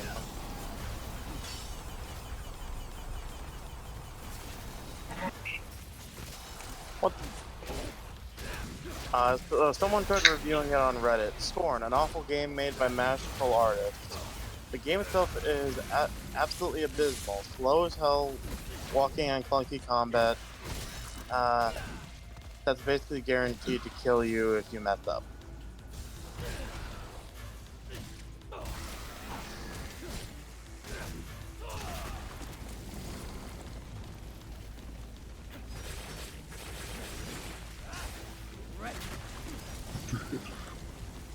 Yeah, the full extent of my knowledge of Scorn is H.R. Geigery, and for some reason it's an FPS. Yeah, like I might just watch like a video of it, and I think I would get more like happiness from just watching a video. Yeah. Than actually trying to play it.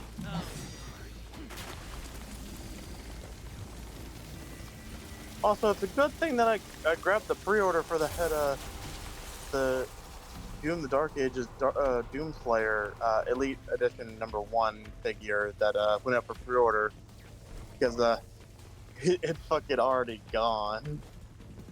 Damn. People are fucking hyped about the Dark Ages, and I don't blame them. Yeah. Like, I'm seeing clips of it from this one guy I follow on Blue Sky who's been enjoying it. Yeah.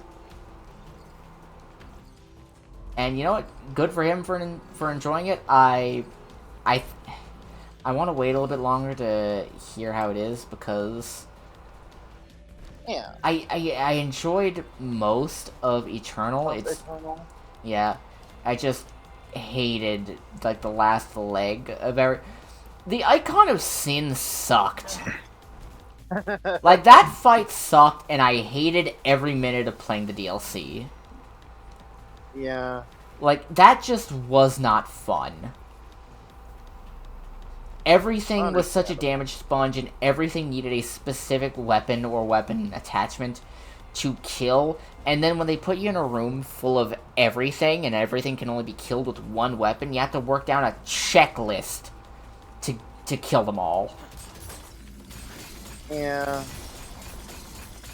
That's the kind of, what's it called? Challenge that I don't like. Because it's less a challenge and more just test of will, I guess. The only challenge is, can you remember all of this shit? Yeah, understandable. Okay, so it seems like it comes with, obviously, the Slayer himself. 2 alternate hands, faux fur cape, pulverizer, flail, combat shotgun, shield saw, display base, elite point card, and collectible card art. Huh. Okay, I think I'm Neat. gonna do one more mission, then call it. Mission 14. I will say I think I'm gonna dip out at 7 to take a nap before. Oh, fair enough. I'm getting EP too. I should be able to beat this mission by then. Yeah. Wee! Wee! Wee! I do wish I was able to. Wee! Wee! What the hell is going? What the hell are you doing? Oh, this is the boss rush. Yeah, I'll definitely have this done. Okay, who do I fight? Who do I fight again? Cavalier Angelo, Artemis, or It looks like you had Behemoth? an easy enough time with Artemis. I would say go for her. Yeah. I fucking wish I was able to get a figure of the Eternal Doomslayer design. I got a figure of the Doom Guy armor for the Eternal Doomslayer. It was a glow in the dark one, but like not the normal armor. I kind of wish I did, but yeah. To be fair, the Dark Age, his player armor is better.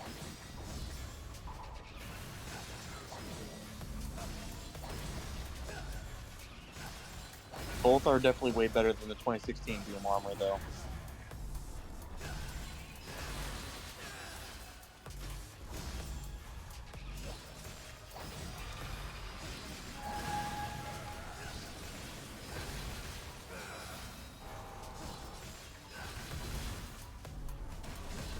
Whoa, she's almost dead already. Jesus Christ. I didn't even touch the ground.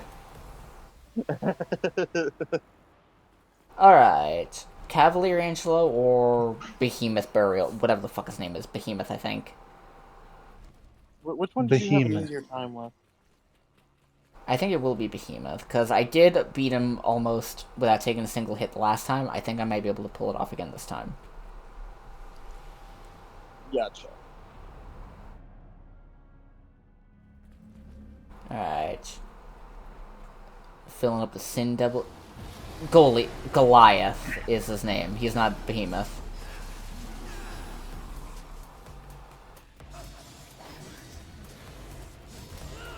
Ah! I didn't know he could do that. Yeah. You got close. Also, I think the big monster in the new Superman movie, his name, like, based off of the merchandise, I think his name might just be Kaiju.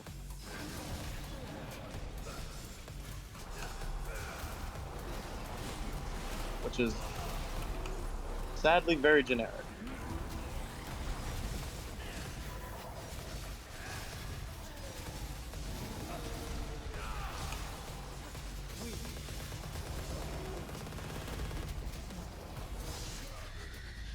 Oh, that was good.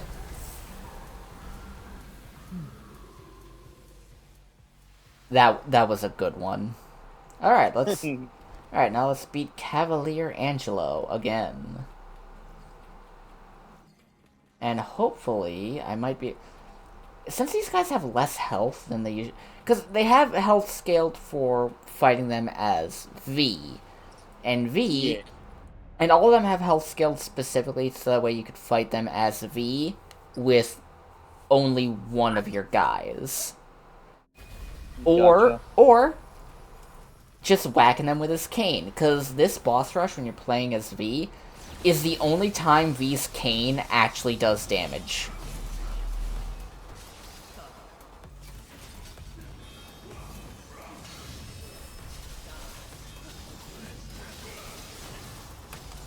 Is your concentration the purple one?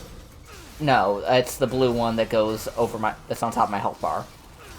The purple... Oh, that one. The purple one is my devil trigger. The blue one Gotcha. between the purple and my health bar is my sin devil trigger. That's a lot of energy health bars.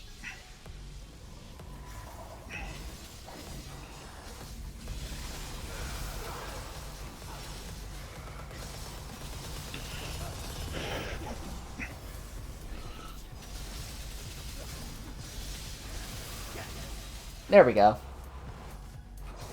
Also, which cosmetic body part would you prefer? Small wings or a tail? Tail.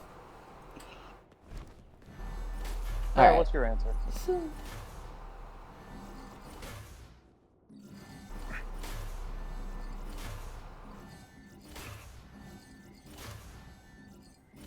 I think I was a little distracted. What?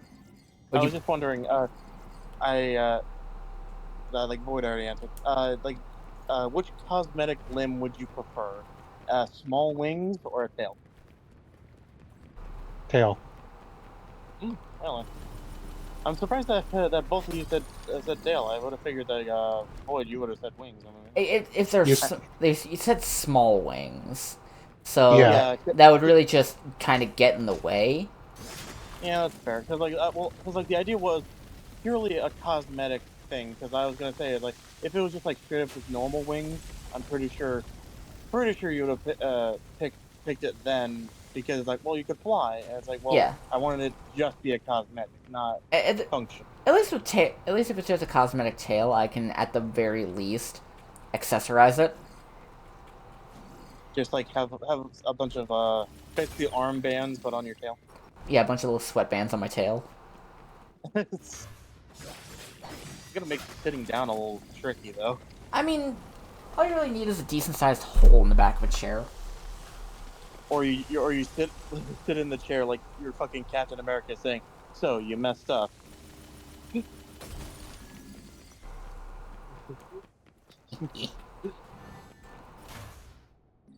I still love it fucking Homecoming whenever the gym teacher was like, I don't know if I'm supposed to be showing this to you guys because this guy is technically a war criminal, but I mean whatever, I don't care.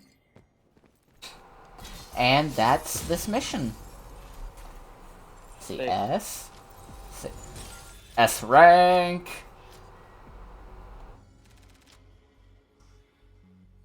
Alright, I'm You've gonna... gotten A's and S's, Yeah. Alright, I'm gonna... this entire time. I'm gonna check the customization real quick.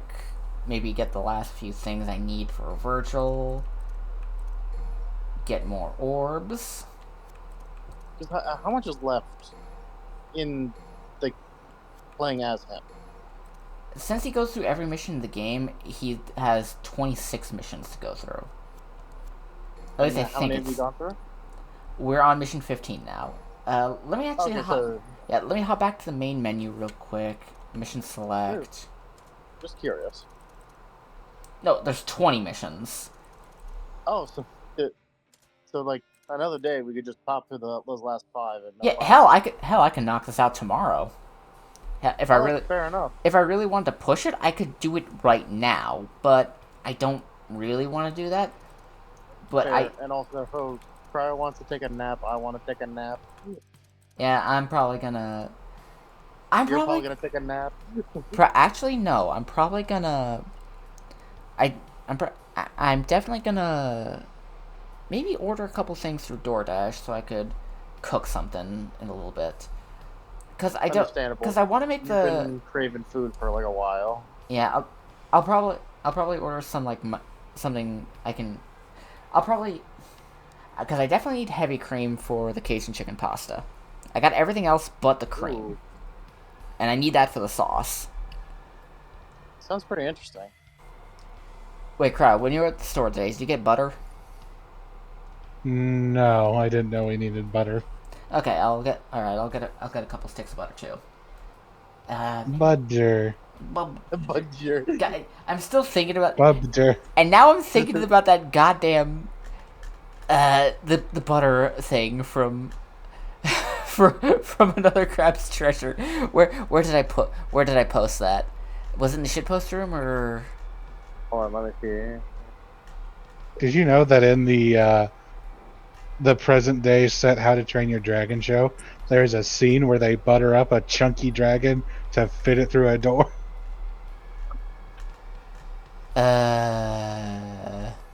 Wow. Also, just Okay, I found it. Okay, I found it. It's in the shitpost room. It's a parody of I Can't Believe It's Not Butter. And what it says is, I swear to God, if this isn't butter, I'm seriously going to lose it. And then on the back it says, the only, and I mean the only thing, maintaining my tenuous grasp on reality and preventing me from having a full-blown, irreversible nervous breakdown in the middle of the dairy aisle is the unshakable knowledge that within this package lies a genuine stick of butter, and not margarine or any other similar substitute. I've been cheated so much. I've been lied to so many times. I seriously can't take it again. I almost don't even want to open the package. Whatever. Here goes. And then immediately beneath that, butterless butter. Something about whenever like the joke goes on for like fucking forever.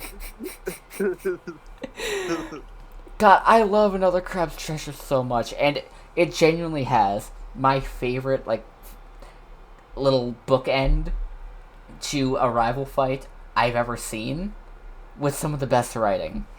It is Boot liqueur.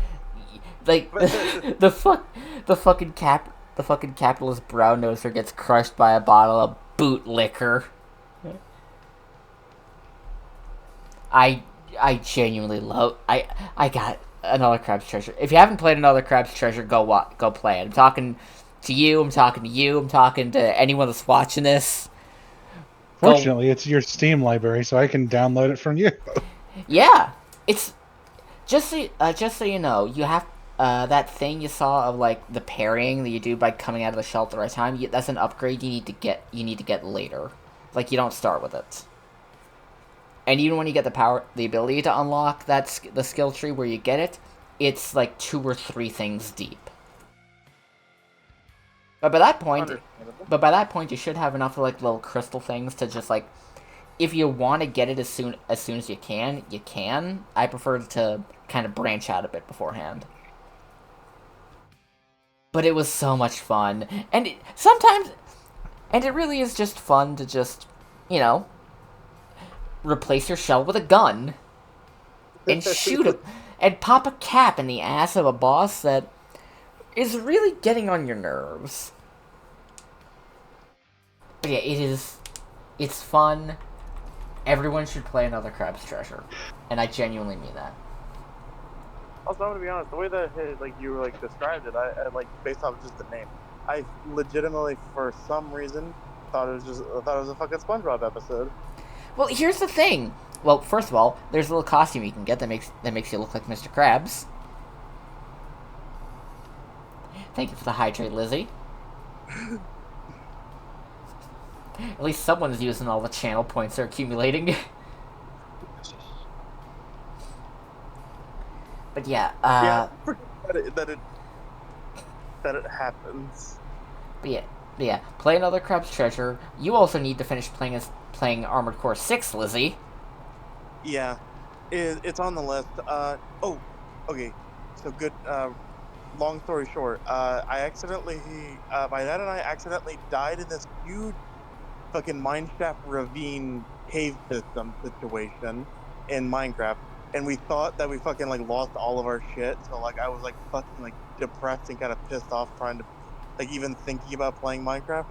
Luckily, because this is Bedrock Edition, whenever the chunk isn't loaded, the timer for items to disappear also doesn't start until the chunk loads. So we were able to get all of our shit back, including like the 10 or 11 diamonds I had and the diamond sword. Oh, yeah. Oh, God. I would have been bitter, too. Like, I would have, like, thrown someone out of a window if I fucked that up. Yeah, same. Alright, I'm calling it here now. See you later, ladies and gents. I will probably see you... Later. If not tomorrow, because this wouldn't take very long for me to finish tomorrow, before our D&D stuff. If not tomorrow, then... Let me wait, I need to recheck what my schedule is on Monday. Because I'm definitely finishing this next week. Because I thought this would be... Oh, I'll do a couple missions I'll do a couple missions a day, and have this done maybe in like maybe 3 days. I almost did this all in one sitting. Because... Yeah. Vergil had... I get it now. I get the hype surrounding him. He's still a deadbeat loser, but he's somehow the coolest deadbeat loser in the world. Okay, yeah, now the next shift it's 4 to 8 on Monday, so I should have time for a maybe 12 to 3. Maybe 12 to 3 or 11 to 2. Either way, I'll probably stream this again on Monday, if I don't finish it up tomorrow. Gotcha. So, viewers, listeners, be safe, wash your hands, wear a mask if you decide to go outside. Throw bricks, punch cops. Punch ice. Punch ice, crush ice, powderize ice. Make some snow cones. Powderize them and turn them into snow cones. Consume their flesh. God, now I was thinking earlier. Now I really want to take Void to the snow cone place that was in my hometown. It's really good. If they got tiger's blood flavor, go for that one. Yeah, you used to always get tree frog and tiger's blood. What is tiger? I get to taste the blood of tigers? It's yes. The whole thing. It's like a fruity combination. Like there's like a sounds like fruit punch. Let me look it up. Kinda, yeah. It's great. Alright, so viewers, be safe, wash your hands, crush ice. Get vaccinated. Popular sweet fruity combination of watermelon, strawberry, and coconut. That sounds really nice. Yeah. Fight the fascists. Definitely. Take as many of them down as you can. Alright. Bye-bye, everyone. Be safe. Yeah.